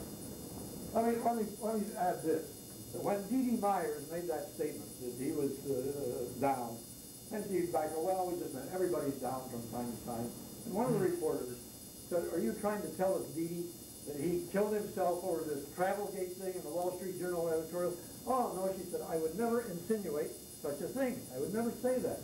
That was the Monday after his death. Well, she actually tried to say that he was depressed. She tried at first, but then she backed off. Britt Hume said to her, we have a transcript of this, said, Dee, you're changing your story. Everybody said that he wasn't depressed. She said, oh, I'm not. And then she started saying, and Hume said, yes, you are. And then other reporters started saying, you are changing your story. So finally she said, well, wait a minute. You're right. He wasn't depressed. He was just down. No. Did he Yes, she did. She said he was down. All of us are down from time to time. She said, we all have problems. Blah, blah, blah. Next, please. Ready? Ready. Okay. Where's from? Okay, I have a little report on Mr. Foster. It's available for cost of copying. I don't get a penny from it. I'm also not a Republican. I hesitate to say it in front of this audience, but I am not a conservative. I got interested in Mr. Foster's death for a variety of indirect personal connections to the family. I grew up in Arkansas. There's a litany of them, and what I won't go into, but I'm not driven by partisan politics here. What I'm going to do is pick a few little random things in the record, and Mr. Isikoff and I, as near as I can tell, we followed the same methodology with the green books that he mentioned. I mean, I've gone through them a bunch of times.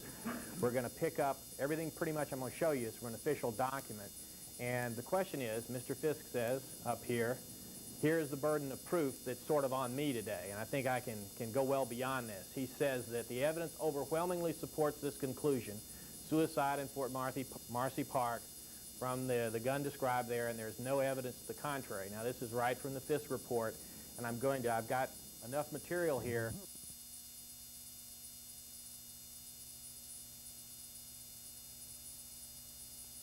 Polaroids. We have a total of 13 Polaroids of the body right there.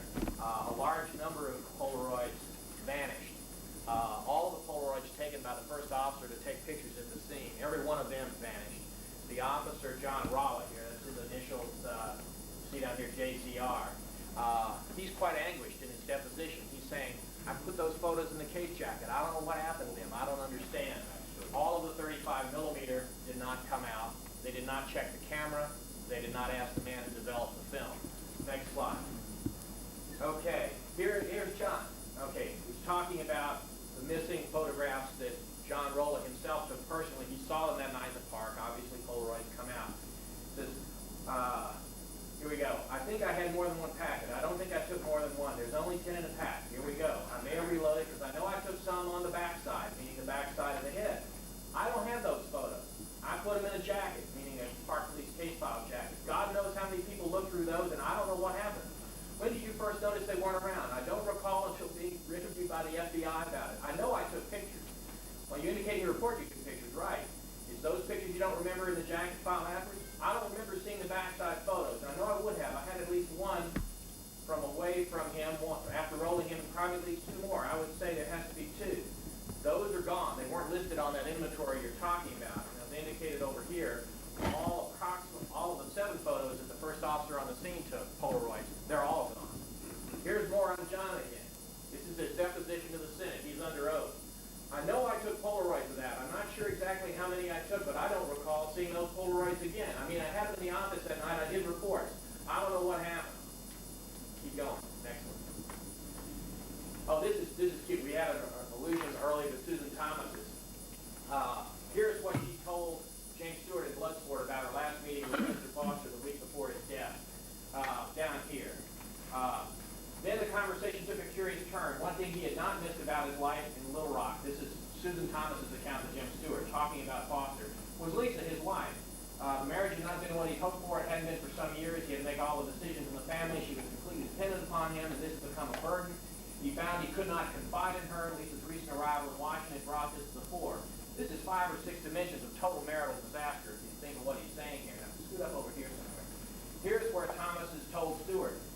She was worried about Foster. As someone who saw him less frequently, the change in his appearance and demeanor was more noticeable. She's talking in here about how she told Bernie Nussbaum, gee, Vince is really depressed. Let's go to or FBI 302? Now, I don't want to lead you to believe here that I trust everything in these FBI 302s. I'm trying to take an overall forest type look like Michael's talking about. Here's what she told the FBI. She last saw Vincent Foster on Wednesday or Thursday. That jives with Bloodsport. Nothing else does. She believes they had lunch together with some other people in Washington. She told Stewart they met alone at 2020 O Street that night. No one else present. He sole sourced this from Thomas's. She recalls his mentioning plan to take a weekend trip, and he did take that trip. She noted no change in his demeanor or physical appearance, but was aware that he's working very hard.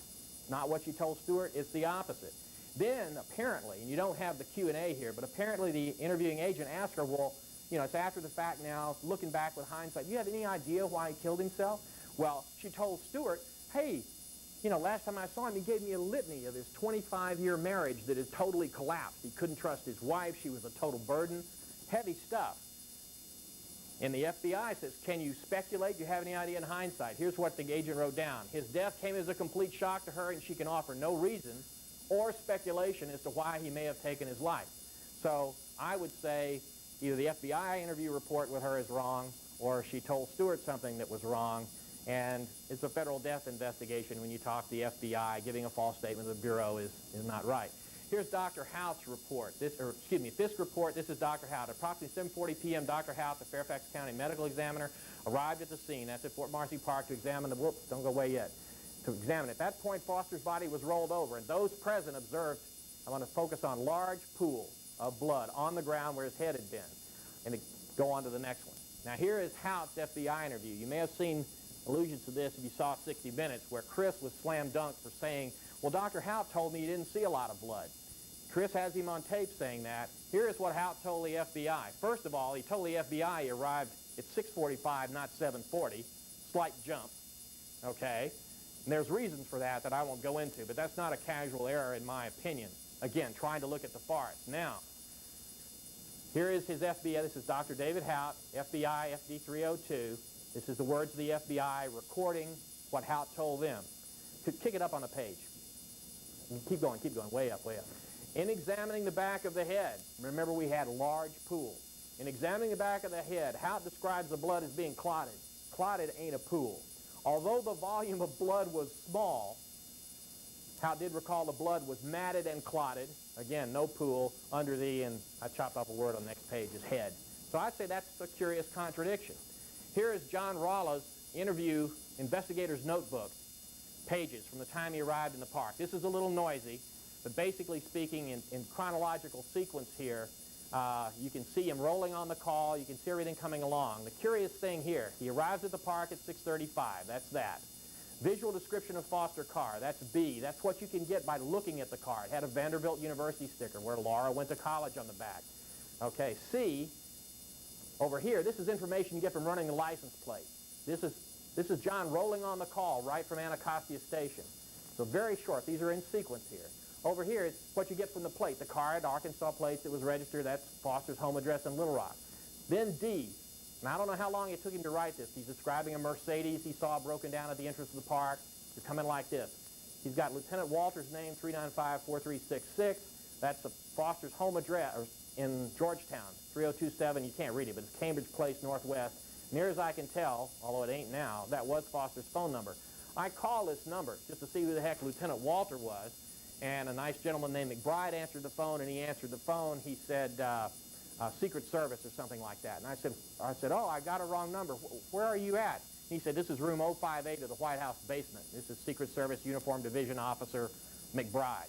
That's the number. It pops up very early on. John said he got to the park at 6:35. Officially, nobody told the White House that Foster was dead, according to a Secret Service memo issued internally in the White House, until 8:30. Now, I submit somewhere around 6:40, John had that name. Now, I don't know whether he called him or he was given that number by a shift commander from the park police, but there it is in his book. Next sheet. Now, the Senate, I have problems with the Senate investigation, but people were curious about this. Now, I'm going to put a tone of voice in here that I think is fair, but you just read the words. Officer, this is a copy of some of your notes that we were provided. You just saw those. Could you just take a look at one of the phone numbers in the middle of the page? I think it's a 7-digit number. Yes, Lieutenant Walter. That one, yes. Who is that? It could be Lieutenant Danny Walters. Who is that person? He is a lieutenant on the park police. Now, John's under oath here. So he says, in my opinion, he therefore says, I don't know. Call this number and find out. You don't recall who it is? I don't know. Maybe this is a Secret Service guy. Maybe I called him. I don't remember, but I don't remember. I don't remember. I say let's call the number and find out. Then we will know. 395-4366. That's the same number you saw. I don't know if that's a car phone or what. So on and so on. So I think that's a material question. Okay, now, kick up. This is Lieutenant Gavin's notes. These are from the FBI handwritten notes that were FOIA'd out this March. He was the shift commander. One of the things that struck Gavin is the guy, look at that number, that's the number that Gavin said he called, so Lieutenant Waltz now, not Walters, but that's the same number he gave the initial death notification. Magically, it's this number in John's notebook right when he gets to the park.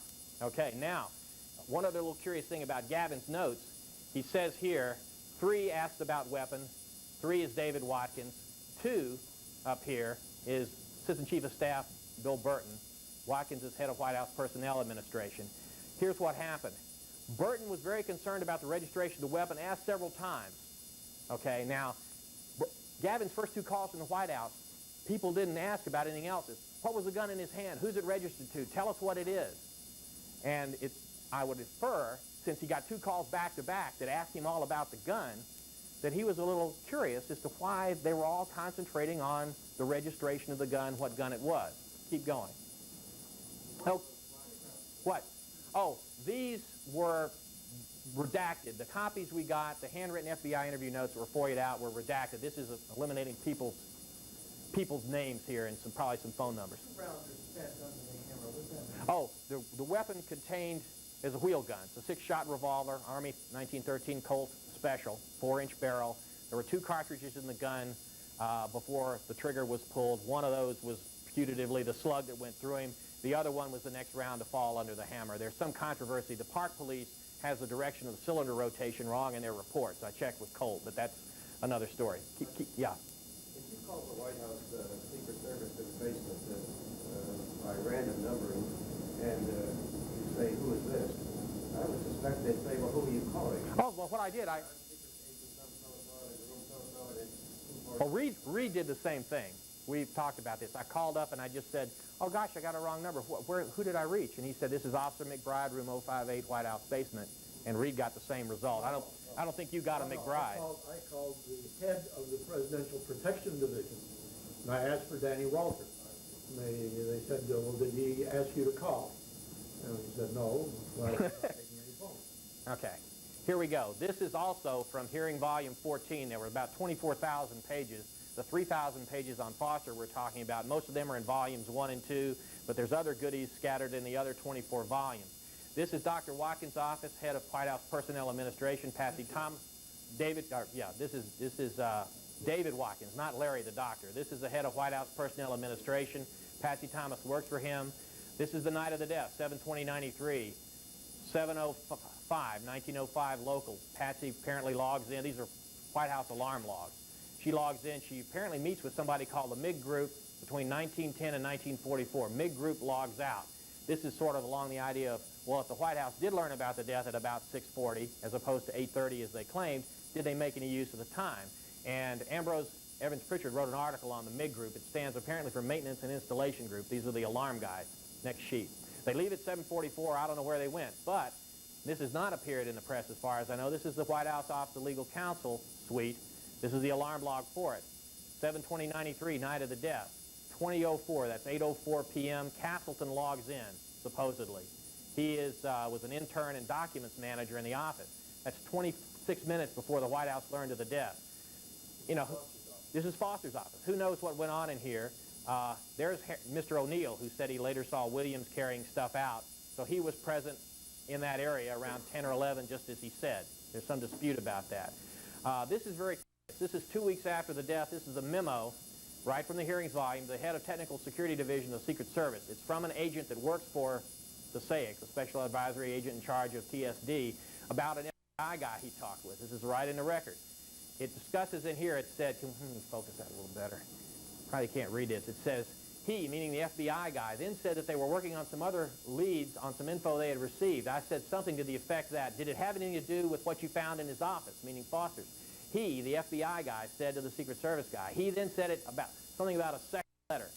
the reason for the second letter nomenclature is they're referring to the torn note that was found 6 days after his death as the first letter. So there's this allusion here to a second letter.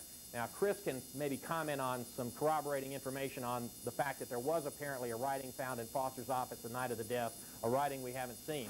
But look at this down here. The officer is referring to a uniformed Secret Service officer. The officer then told us that the FBI had removed evidence from Mr. Foster's desk, never inferring what that evidence was. Now, this is an internal memorandum that made its way public for reasons I don't fully understand. But what is this evidence?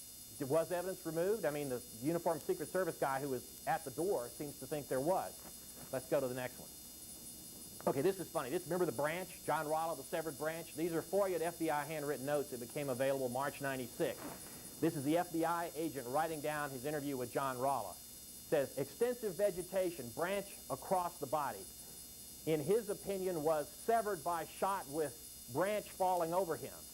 And Reed talked about this. The reason this didn't make it to the type report is it was just, Rollo was trying to explain why people had trouble seeing the gun, and he came up with this, well, Foster shot himself, and the bullet knocked the branch down, the branch fell over center torso, blocking the gun.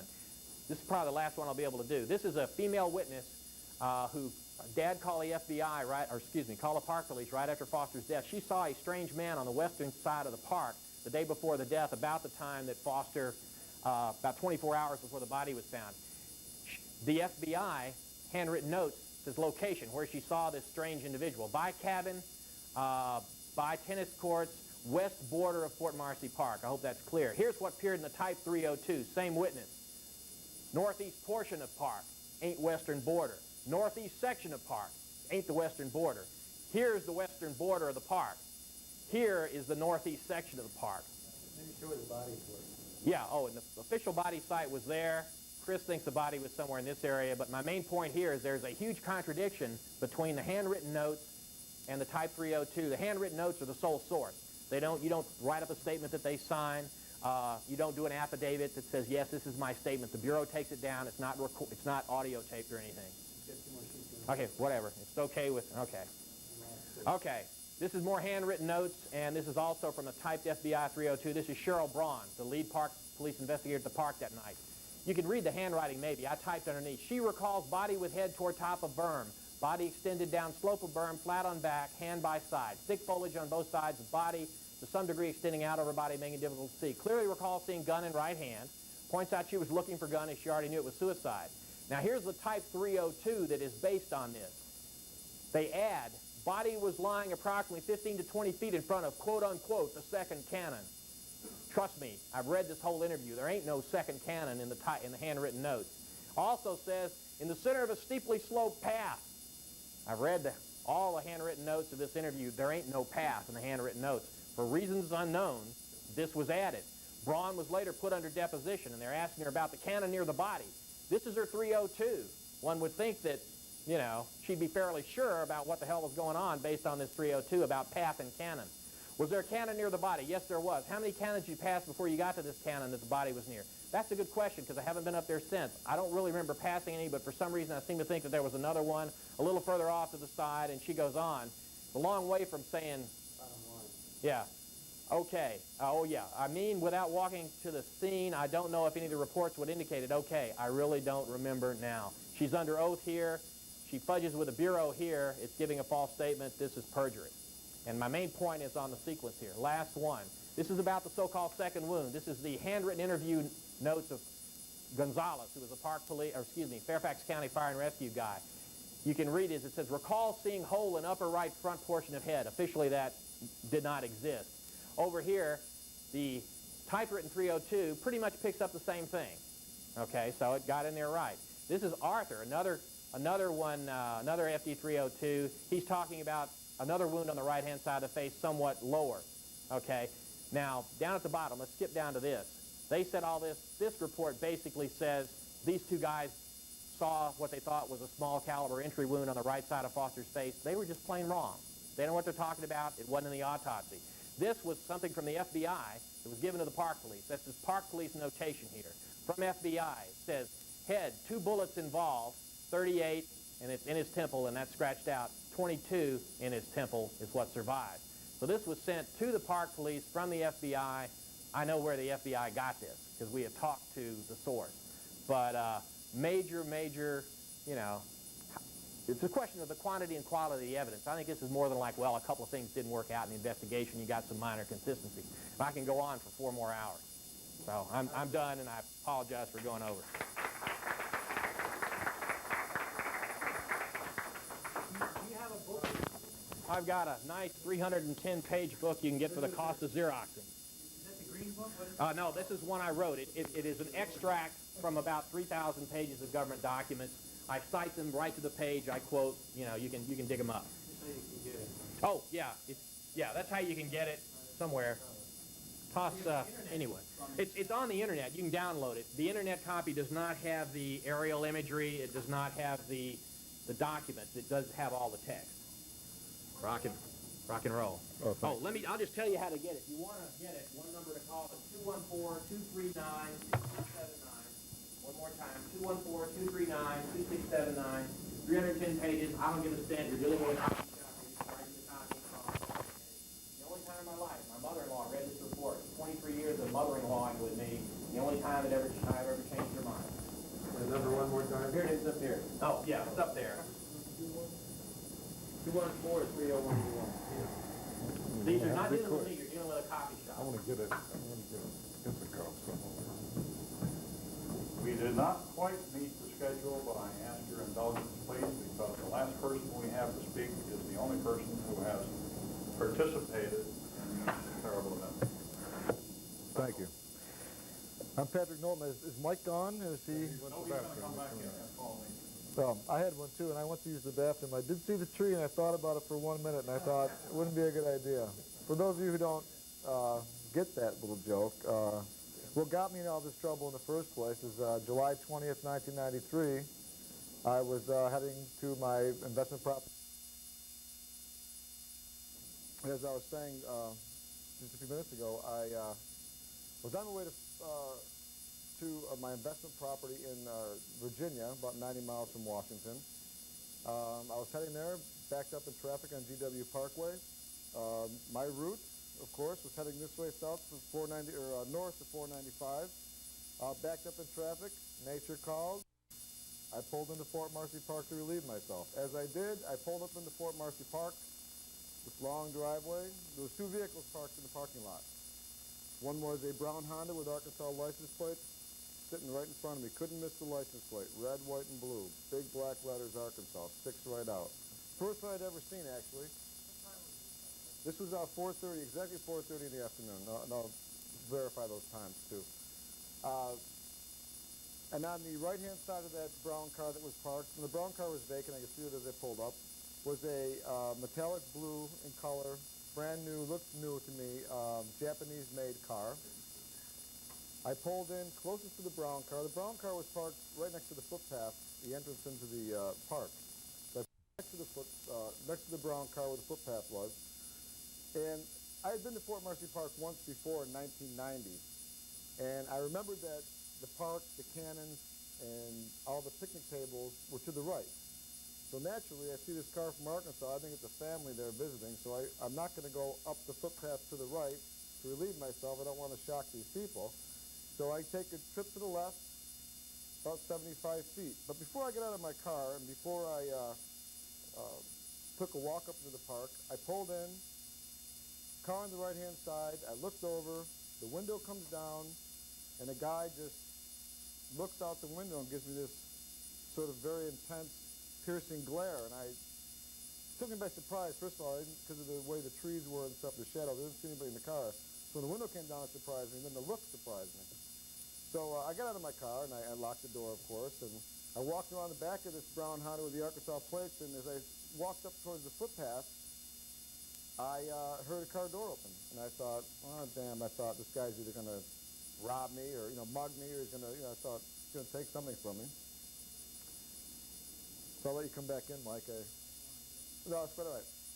And so I stopped at the sign for approximately a minute, minute and a half, and I just stood there just, looking at the sign, and I looked back over, and this guy was just leaning on the roof of his car, just staring directly at my head. Nowhere else, just looking right at me. So I thought, well, I got to take a chance. I'm standing up. There was no way I was going to sit back down. That's how full my bladder was. So, like I said, I walked up in about 75 feet, got behind a tree. You could see the path where the people were coming. I could see them coming. I could see my car. I could see the back of this car this guy had, and I could still see the brown Honda. Well, as I was walking back down, I heard the car door close. As soon as I turned away from the tree and started walking, I heard this car door close, and I thought, well, now the guy is either coming up into the woods or he's maybe hiding between the cars or something, because he had shocked me that much. He really made me feel like he was there for some mischief. And so I walked back down, and I was very cautious. I was looking around, and I walked right towards the brown Honda. I just walked right towards the door of the brown Honda. And I think I did that in retrospect because it just felt safe. I had something solid next to me, and I really thought this guy was up to something. So as I walked towards the brown Honda, I looked inside the car. I see a suit jacket that is hung over the, I'll use this over here. It is hung over the back of the driver's seat. And I want to emphasize this because it's pretty important. And a briefcase, just like the one Reed had, as a matter of fact, very similar, on the passenger seat. So I continued to walk, and I looked at the back seat, and there was 2 wine coolers. And I just walked around the back of the car, and I looked between the cars, thinking the guy might be there, but he wasn't. So I just immediately unlocked my door, got in, closed the door, locked it, looked over. This guy's back in his car, and he's continued to stare at me. Just in my head. That's all the focus was at my head. So I started the car, pulled down the parkway, and as I went to exit onto the parkway, there was this van, light in color. I can't say it was white. Somebody wanted me to say it was white. I can't say it's white. It was light in color. I saw him with his 4-way flashers on, or I couldn't see a person, 4-way flashers or a directional, turning in or stopping and making a gap in the traffic enough for me to pull in. Now, traffic was moving 5, maybe 7 miles an hour at the most. It was backed up from an accident and some other construction that was going on 495. So I went on home. That was it. Went on home. Next day, I was commuting back and forth. I should explain this too. I was commuting back and forth to Washington, from Washington to Virginia. So it was maybe a 2-hour drive in the morning and a 2-hour drive, 3-hour drive at night most of the time. So when I pulled into Fort Marcy Park, I looked to see what time it was, because I was in this traffic, and I figured, man, I'm going to be 7, 8 o'clock before I go home if I don't get on 495, get on 66 and all this. So I just was very aware of the time. But I get home, go to bed early, 9 o'clock, because I have to go to work the next day, and it's in the early, like I say, I get up 5:30 to go into work. So I get back the next day, I said I'm not going to go to work until 7:30, 8 o'clock the next morning, so I stay up the night of the 21st, and I watch the news. Now, in the country, I only have one television channel. It's NBC, it's I don't know the callers, so the show is for Virginia. And it says, lead story, Vince Foster's body found in Fort Marcy Park yesterday, 6 o'clock. I just was sort of stunned. I thought, oh my God, I was relieving myself in Fort Marcy Park, and I saw Vince Foster's car. Can you imagine? That's what I thought initially. Saw the Arkansas plate, assumed it was Vince Foster's car. So after the news was over, I thought about the guy, and I thought, it was very suspicious, very strange. So I went to bed, and I went to bed, and I laid there, and I kept thinking, what if that guy, they didn't say it was suicide or murder that night on the Charlottesville news, and so I just got up, called my girlfriend, and told, I said, yesterday, I stopped at Fort Marcy Park. I urinated, I saw a car. That could have been Vince Foster's, but there was this very peculiar acting man in the park also. She said, well, first of all, take notes, which is what I did. I took notes about everything I saw, and then she said, call the park police, so I did. I called the park police, laid the whole story I told you about the guy. Took me probably just as long, 5 minutes. The woman says, oh, thank you very much, but I'm not the person you should be talking to. You can call back. I can have somebody call you in the morning sometime around 6, and I said, that'll be fine. So the next morning, I'm up 5:30. I'm all ready to go to work at 6, and the woman doesn't call, or the guy doesn't call, whoever is going to call from the park police. And then 7 o'clock, nobody calls. So about 7:30, I have to leave. And I decided I'll call them one more time. So I called, and I talked to Lieutenant Rolla. I guess he's lieutenant or captain, whatever. Sergeant Rolla. And relayed the story to him. He said, thank you very much. Have a nice day. That was it. Off to work I went. On about my life I went. I never talk to anybody about it, like press people or any of these other experts, until next expert I talked to was in April of 1994, and I got a phone call from Agent Larry Monroe of the Federal Bureau of Investigations. He called me on the phone and said, geez, I'd like to talk to you about what you saw at Fort Marcy Park. Would you mind coming in, or can we come to you? And I said, of course, I'll come in. Well, I went in, told him the whole story. He took down some notes, and I don't know how clear they are here, but as I said, I pulled in at 4:30 exactly. So I gave him the whole story, as I told you, but he wrote on my 302s, he said that at approximately 4:15, I pulled into Fort Marcy Park. He said I identified this vehicle as Vince Foster's as a 1989 or 1988 to a 1990 Honda. Well, what I told him was, they showed me these, you guys want to know where the Polaroid pictures went? Larry Monroe's got a lot of them because I saw them. I saw pictures of Vince Foster's body. I saw pictures of all the vehicles that they took in the parking lot. So that's where some of the pictures are if you guys are looking for them. So Larry Monroe starts to show me these photographs of this car. Now he shows me a series of 312 pictures, and he's showing them to me, and I'm looking at it and thinking, wow, this is great. They talked to the guy in the blue car, because this car they were showing me looked just like this bluish gray car that was in the parking lot with the guy in it. So I'm just looking at these pictures, said, do you recognize this car? And I said, yeah, sort of, thinking it's this guy. And I've never followed the Foster. I didn't follow the Foster case at all. That whole 9 months, I never even paid attention to it. So I figured it was suicide. I thought they said it was suicide, and that was it. So eventually, he just said to me, well, this isn't the car that you saw with the briefcase in, is it? And I said, no, it's not. I said, it looks more like the car that the guy was sitting in. He said, well, this isn't the car you saw with the briefcase and the jacket? And I said, no, it's not. So he kept going over, you sure this isn't the car? You sure this isn't the car? And I said, yes, the car I saw was older, much older. I didn't say it was an 88 or a 90. Conveniently, that was put in my report. Go on. He also said one other thing, too, about the bluish gray car that was in the parking lot. He said to me, geez, Mr. Knowlton, did that car have Maryland or Virginia tags on it? And I said, I don't know. I didn't see the bluish gray car plates. It could have. So because I said it could have, he put that the car that I saw the bluish gray plates with the guy in it was a car from Virginia. So at any rate, we went back over the pictures again. I went over about 3 or 4 times until he finally got very irritated and threw the pictures down and walked out to the door, and opened the door and asked for this other agent to come in. Now I'm sitting down, got this FBI guy there. In comes this big, tall guy, William Columbo, big guy, and he walks in, and he says to me, you tell Mr. Columbo what you just told me. And I said, well, what do you want me to tell him? He says, you tell him what you just told me about the car. I said, that it's not the car that I saw? He says, yes, tell him that. I said, well, this car you're showing me the pictures of is not the car I saw with the briefcase and the suit jacket and the wine coolers in it.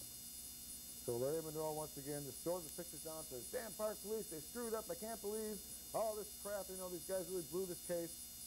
And then William Columbo says, no, calm down. This is Mr. Foster's car. These are the right pictures. Mr. Knowlton, maybe you should look at them one more time. So I said, I will, but, I'm telling you right now, I saw a rust-colored brown Honda that had a jacket in it, very dark jacket, a briefcase, and some wine coolers in the back seat. Plain and simple. I was there 4 minutes, saw 5 things. It doesn't take a brain surgeon to remember that kind of stuff. Yeah, okay. So he said, okay, we'll describe the guy. So I went back through and went over the whole story describing the guy to William Columbo. So in the second part of my 302s, it talks about how I recognize, his complexion, his dark hair, his dark curly, about 5'10". Knowlton said that he remembered this individual. Then it says down here, in the following end of the paragraph, it says, he could not further identify this particular individual nor his attire, and stated that he would not be able to identify him in the future. Well, when they asked me if I could identify this guy, I said, if you give me a photo spread or a lineup of somebody, I could pick this guy out pretty easily without a problem. But instead, this is what goes into my 302 that I couldn't, and the thing I thought was strange when I first read this was I couldn't recognize him in the future. I mean, I don't know why they put that in there. It wasn't something that I said, conveniently put in. I also stated that two areas I want to point out. I said I pulled into the park at 4:30 exactly, and it was 4:30 exactly. I have it on original notes that I'd written. So it says he pulls in Fort Marcy Park at approximately 4:15, which you saw on the last page. it says that he walked into the park 200 feet. Now, I know it was 75 feet. I was in the construction business for 17 years. I know the difference between 75 feet and 200 feet. And I said I walked in 75 feet. They said I walked in 200 feet. They also said I left the park at 4:30. But I actually pulled into the park at 4:30 and left at about 4:35, 4:34, somewhere around there. So what they did in this 302, and if you want to read these over, you will see that it looks like this guy came into the park, had to urinate really bad. It took him a long time, like 15 minutes. And cruised around the park is the term they used, you know. So he was there 15 minutes to urinate. Well, it sort of discredits me right away as far as witnessing anything, because they're assuming that I lied for my purpose of being there. Let's see. And so on the, this is the second or third page, okay. Right. Right, so in the beginning of this, they also said that I couldn't identify the car being a two-door or four-door. Well, that wasn't true either, because I told them it was a four-door, brown, old, rusty Honda. So it says here I couldn't identify it as a two-door or four-door. Or give any more additional information about the car or the contents. They left out the wine coolers that were in the back seat. I didn't even know what brand and what flavor they were, because I hate wine coolers, and I tried them and just happened to be the brand I hate, raspberry. So I mean, it's just things like that just stuck in my mind. So after that interview was over, they shook my hands. They were very nice. I had a good relationship with this FBI guy. We talked about our homes in the country and some mutual things we had in common. And so I felt good. I left, and that was it. I was done. So about 3 weeks after, they get another phone call, and the same FBI agent. And he says, "Mr. Knowlton, I'd like you to come back in. I want to discuss the car with you again. It's important that we go over this car and get this thing straightened out." But before I left, I believe about a very important thing I should mention, a point about meeting with these FBI agents. Before I left the first interview, Larry Monroe said to me, "Look at Mr. Knowlton, I know you're a nice guy. I can tell you're a sympathetic kind of guy, and you know the Foster family's been through a lot. I mean, another story, another discrepancy or something could really, hurt the family, and hurt the kids especially. So I can't tell you not to, but I'm just going to ask you, could you please not go to the press with this story?" So I said, "Of course not. I mean, I'm just not going to go to the press." And I didn't. So then, anyways, the second interview comes along, and we get back in the office, and this is where I come in, and, Vince Foster's autopsy reports laying all over. All these photographs are laying all over the desk. I mean, I actually saw a couple of autopsy photos, sketches, other witnesses' statements. This guy's desk was a mess, right? So he says to me, "Jesus, like a cup of coffee, Mr. Knowlton?" Now, I've already run over my 15 minutes. Anybody want to leave or should I keep going? Mike, I know you want to leave by 7. Do you need to leave? Okay. So when I come to this guy's office, he sits me next to his desk like this. All this stuff's all over. So he sits me down. He says, "You want a cup of coffee?" And I said, "Sure." So he walks out of the room. He's probably gone 4 or 5 minutes. So naturally, I'm just like, holy shit, that's Vince Foster. I didn't touch anything, but I could just see the photos. I saw Vince laid out, and, I thought it was pretty incredible. So he comes back in and gives me my coffee. He goes, oh, geez, I'm sorry. Let me get this stuff out of the way. And he clears his desk, and then he starts to say to me, "Look, now I'm getting in a lot of trouble for this, but I'm going to read you other witnesses' statements. But you can't tell anybody I'm doing this." I'm saying, okay, fine. So he starts reading off all these witnesses' statements that they pulled in. They saw this new, shiny, grayish brown Honda. And he says, he read me 3 park police and 1 EMT guys. And then he says to me, "Now I'm going to show you another photograph or a series of photographs, and tell me if this car looks like the car you saw in the parking lot." So I said, okay. So he pulls out these underexposed photographs, parked next to his white police cruiser, and he says, "Okay, now look at these pictures." So I initially take a look, and the car looks black. Thinking to myself, "Wait, this car, it's not only does it look black, it's real shiny, it's too sleek." I said, "No, it's not it." He said, "Well, we got to come to some conclusion about this car you claim you saw. Or can you go over to the laboratory with me?" So I said, "Fine, I'll go over to the laboratory." So we go over to the FBI laboratory, and they have all these color panels, and they ask you to, go through and pull out some color panels that match the closest color of the car that you saw in the park. So it took me about 10 minutes, and in the meantime, they kept showing me all these brochures of Hondas. But they're all Hondas 88, 89, and 90. And I kept saying, this isn't the car. I need to see some older brochures. he'd ask the FBI lab technician, do you have any older brochures? The guy would say, no, I don't have anything older than that. That's all I got. Recent ones. So anyways, I pull these two panels out. They are for an 83 and an 84 Honda. Very dull color. The lab technician was very familiar with the finish on the car that I was describing. And he said to Larry Monroe, and I thought it was interesting just before we left, he said, Mr. Monroe, it would be pretty simple, I think, if you just ran every brown Honda through Arkansas. How many brown Hondas this color could there be in Arkansas? Larry Monroe turned to him real sharp and curt and said, don't you worry, we're on top of this. And he said, come on, Mr. Knowlton. And out the door we went. So, you know, I'm sort of intimidated, first of all, because I'm in this laboratory, I'm with these FBI guys, and I'm not, you know, being comfortable at all. So we leave, and off, you know, I'm just, off we go. He said to me before I left out in the street, he said, if you see a car that looks like the one you saw, it doesn't have to be the same color, but if you see that shape and style of car, give me a call, and take down the license plate number so I can run it through. So a couple days later, I see a car very similar, and I call him in and give him the information. It was the last contact I had with them, and that was in May of 1994. Now, I went about my life once again. I told the story about being in the park at dinner parties, to my family, I mean, anywhere I went, 'cause I thought it was pretty interesting that I still assumed I saw Vince Foster's car and I was in the park.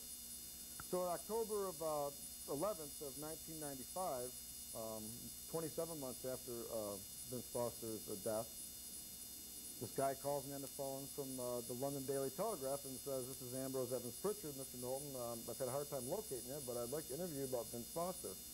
And I just thought, well, geez, you know, it's been a long time, and I'm sort of can't believe somebody's so interested in that story. Because I hadn't followed it, thought it was completely dead. I just wasn't somebody who looked into that kind of stuff. And Mr. Pritchard told me to meet him at a coffee shop. I can't remember where we met. And so we got to this place, and I start telling him my story about, you know, going into the park and what I saw, and then started talking about being interviewed by the FBI. And he looked at me and said, you know, are you telling me the truth? And I said, well, yeah, I'm telling you the truth. He said, well, did you ever see your 302s or your, which are those that right there, your 302s or your final FISC report, which I want to put up. And I said, no. So I read over the 302s, and then I came to the FISC report, the final FISC report about what I saw at Fort Marcy Park. And it says, another man stated he drove into Fort Marcy Park between 4:15 and 4:30. He observed two cars in the parking lot. He described one as a brown Japanese-made car with Arkansas plates. When shown photographs of Foster's car, he stated that the car he saw appeared darker and more compact. He stated that nobody was in the car, but there was a man's suit jacket folded over the passenger seat. Get that? I said the jacket was hung over the driver's seat. All of a sudden, and it's in my 302s, all of a sudden they're saying it was folded over the passenger seat. He recalls that the car was parked in one of the first spaces in the parking lot where the police found Mr. Foster's car also. The park police also found Foster's suit jacket draped over the passenger seat. What happened to the briefcase? Why didn't he say I saw the briefcase in there? It's in the 302s. Why did he say anything about the wine cooler? I mean, I don't know. I mean, when I read that, I was pretty shocked. I thought, you know, my story has been changed to fit everybody else's story. I swore my life like a lie detector test about this stuff to prove that I wasn't lying. I had no reason to fabricate. So then anyway, the story goes on, and it gets more involved. Ambrose Evans Pritchard interviews me, says he's going to do a story about 3 witnesses who were not interviewed by Kenneth Starr's people. Ken Starr never contacted me. I don't know why. He contacted everybody else, as far as I know, except for 2 other people that were there. Can I use their names? Judy Feist and, or Judy Duty and some guy Feist. Well, they weren't interviewed. So at any rate, Ambrose does this article, and I went along and helped do a sketch of this guy. He said, can you remember this guy's face? Will you help do a sketch? I said, absolutely. You know, I can remember the guy pretty well. His face was pretty much ingrained in my face because he struck a nerve in me the day I saw him. Not a very good liking of him. There's a better one in the original newspaper, but the article comes out in London Daily Telegraph comes out in London around October 20th, 1995.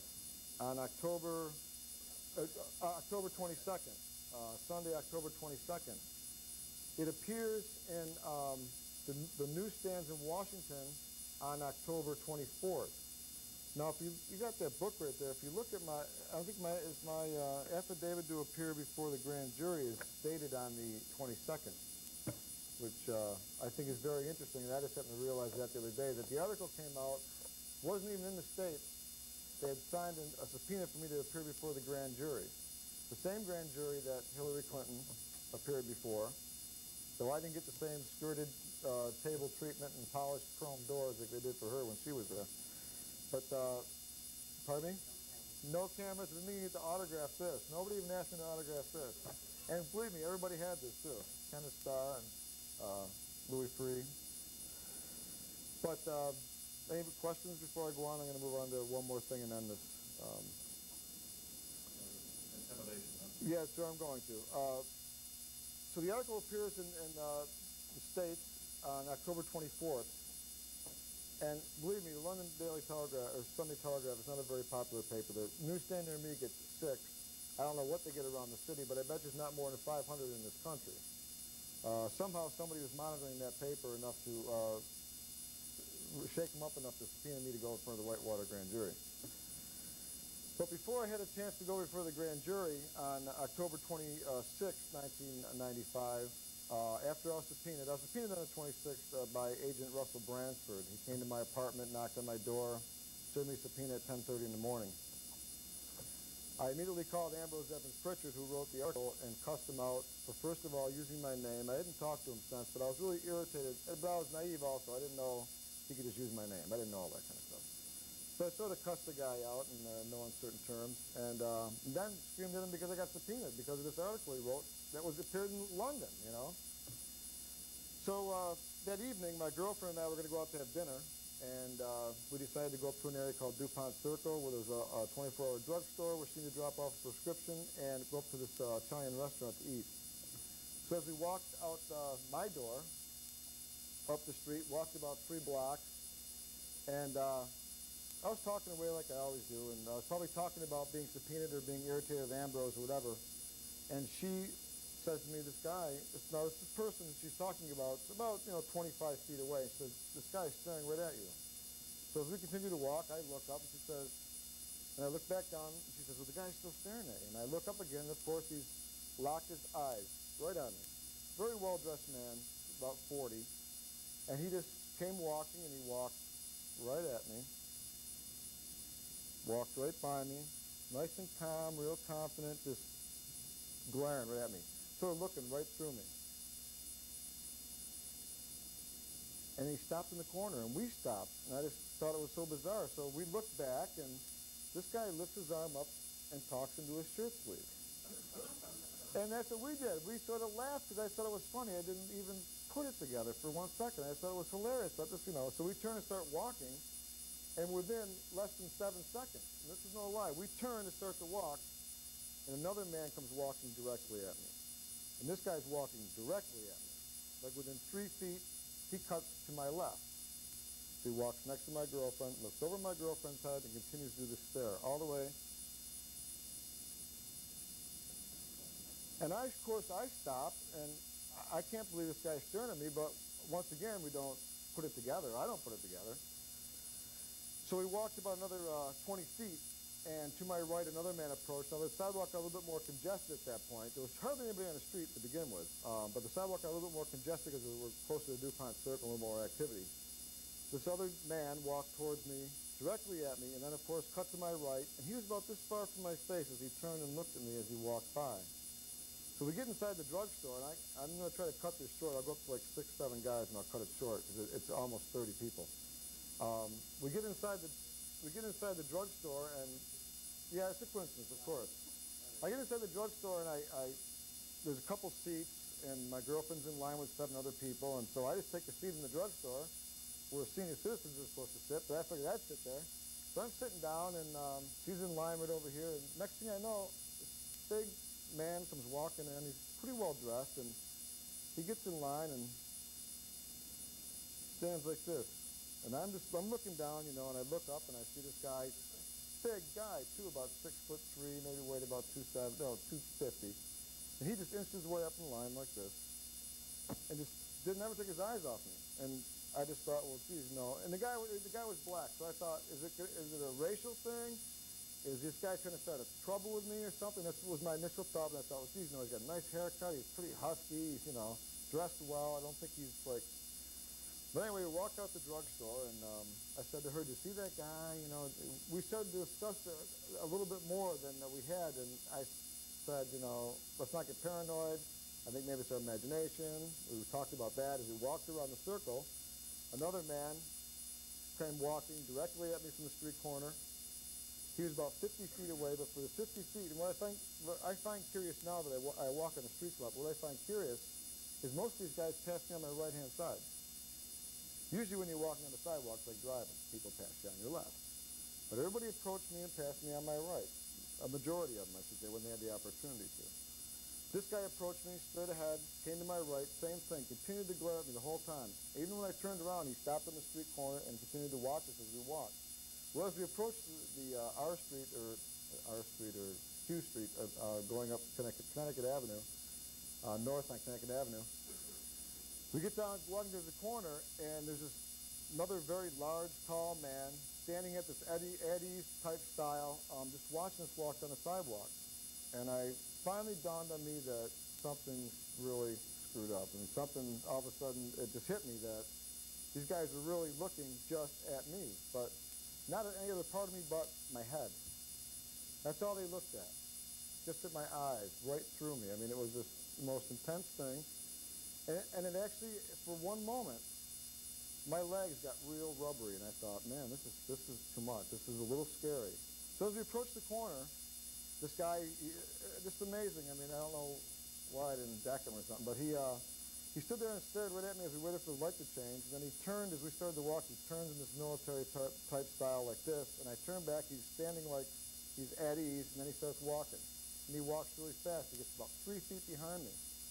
And I turned around, and this guy's just looking at the back of my head. I mean, he was right behind me, and I just couldn't believe it. And then I really got scared. And on my left-hand side, there was this guy pacing back and forth, walking like this, watching us come down the sidewalk, just like this, kept watching us. And I thought it was like a circus was taking place. I thought, this is totally bizarre.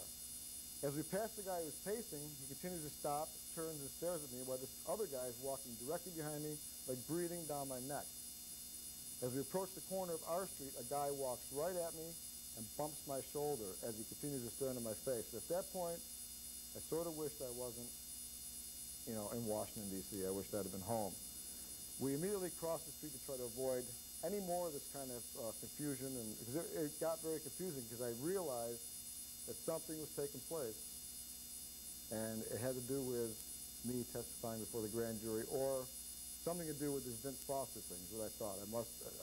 That article really screwed me up. That's what I thought. Never should have came out. Never should have talked to this guy. Never should have done it.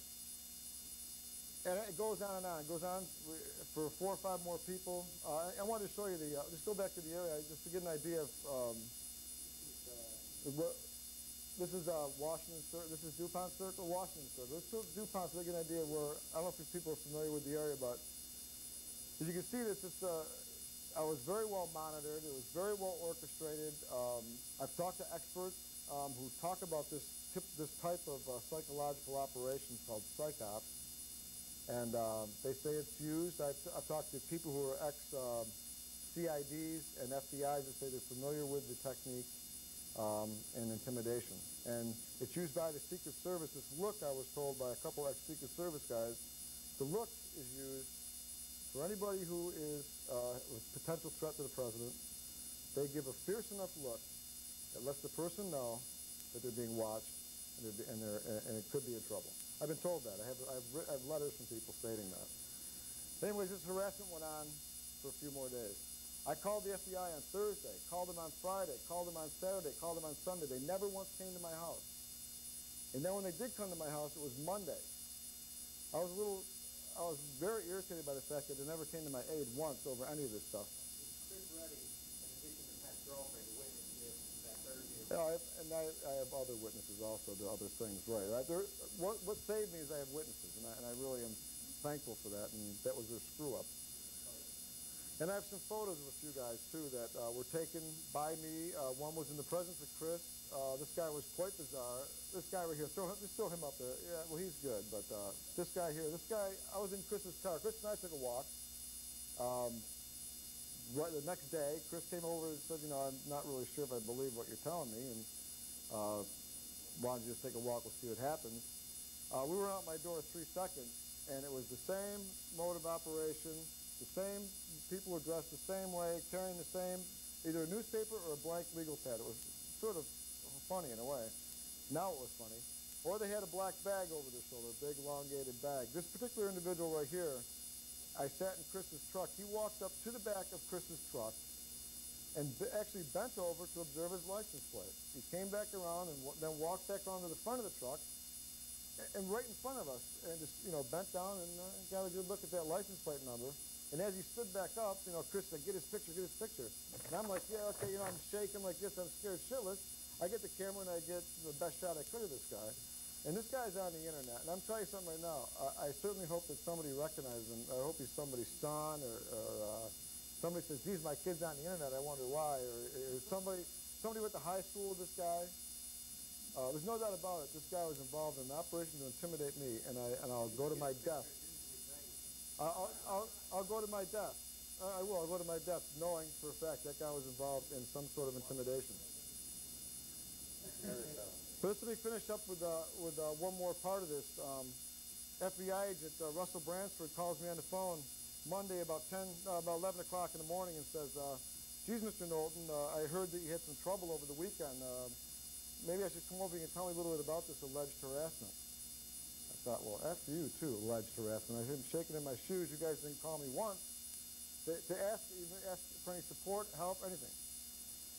So he says, well, I'm going to come over and I want to talk to you about it. I said, well, I hired an attorney because I have press people calling me, and I don't want to deal with press people.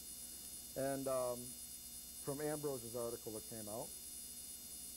So Agent Bransford comes over to my house. He said he'd call me an hour before he came. Well, I told him I wanted to call my attorney first. But he came unannounced at about 1:30, gave me a call from a phone somewhere downstairs in his car, I'm assuming, and said, geez, Pat, I'm downstairs, can I come up? This is the same guy that served me the subpoena. Tell you, you're bored, huh, Mike? Getting ready to go home? He says, I'm going to come up with, the same guy that served me the subpoena says, I want to come up and talk to you about this harassment. I said, fine. I will call my attorney and you can come over. He says, you don't need an attorney there.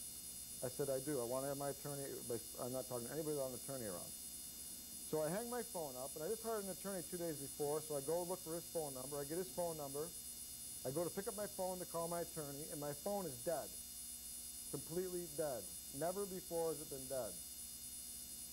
Next thing you know, he's very good. Knock on the door, ring my doorbell. Agent Bransford. I open the door, and I said, did you hang your phone up? He said, my phone's not working. He walked over and said, yeah, you're right, your phone's not working. What about your other one over here? Yeah, you're right, that's not working. I said, I know it's not working. He said, well, if we put a tap or something on your phone, you'd never know it. It wouldn't act up. This is what this guy said to me, out of the blue. So I said, fine. I said, but, my phone's not working. I want to call my attorney. Well, don't worry. So this nice FBI agent sits down at my dining room chair, and got a nice gun right here, and he sits down and sits back in the chair and throws open his coat, and there's his gun. Just like that. And he starts to say, okay, Mr. Knowlton, please go ahead and tell me what happened to you over the weekend. So I start to tell this guy what happened. All the time I'm talking to him, he's smiling. The more intense it gets, the bigger the smile gets. And I'm sensing something very strange. So I say to this guy, after about 40 minutes into my conversation I went through every single individual person that harassed me. I documented it. Every one. I tape recorded things when I got home because I couldn't believe what was taking place. So I say to this FBI agent, I said, look, you're smiling at me. Whose side are you on anyway? I mean, what's the deal here? He said, well, I just want you to know that I worked under Robert Fisk, and I worked with Larry Monroe and Bill Columbell. They're friends of mine. I all of a sudden think, oh, great. I say in the newspaper, William Columbell and Larry Monroe lie, then they send you over to interview me? It didn't make any sense. So I finally just said to him, well, can you tell me one thing? Whose side are you on? He said, well, I'm on Ken Starr's side. No. It's on Ken Starr's side. I said, well, that's great. I said, well, can I trust you, Agent Bransford? I mean, can I trust you? And he leaned over and looked at me and said, Mr. Knowlton, I don't know. That's a good question. And I said, you get the F out of my house right now. I don't want you in my house. Oh, calm down, calm down. I said, I'm not going to calm down. My phone rings. I'm thinking of good. Somebody's calling me. I'm having a heart attack here. I pick up my phone. It's still dead. The agent's walking towards my front door. I said, Mr. Knowlton, I'm sorry. We'll try, we'll get back to you later. We'll do something about this. And phone rings again, so I let my answer machine pick it up. And, of course, there was nobody on there. The agent left. And so I consider that part of the harassment, too. So I sort of tried to put all this stuff together. And there's more to this story. Yeah, I know what I'm saying. There's more to this story, and I can't go on any farther. The only thing I can say is, Mike, I know what it is to be alone, because I felt alone for a whole weekend, so I can, feel sorry for you being here by yourself, I'll tell you that. One quick link to make on this is he goes before the grand jury and he's asked if people have been following him. He comes on and says, people are staring at me on the street. They're talking into radios in their wrists. If he tells the truth, he discredits himself before the grand jury. That is the linkage that needs to be made. This report's available to anybody who wants it, so just let me know. We're going to have people in the back of the room Okay. have some books. I thank everybody who's been out here. Thank you very much.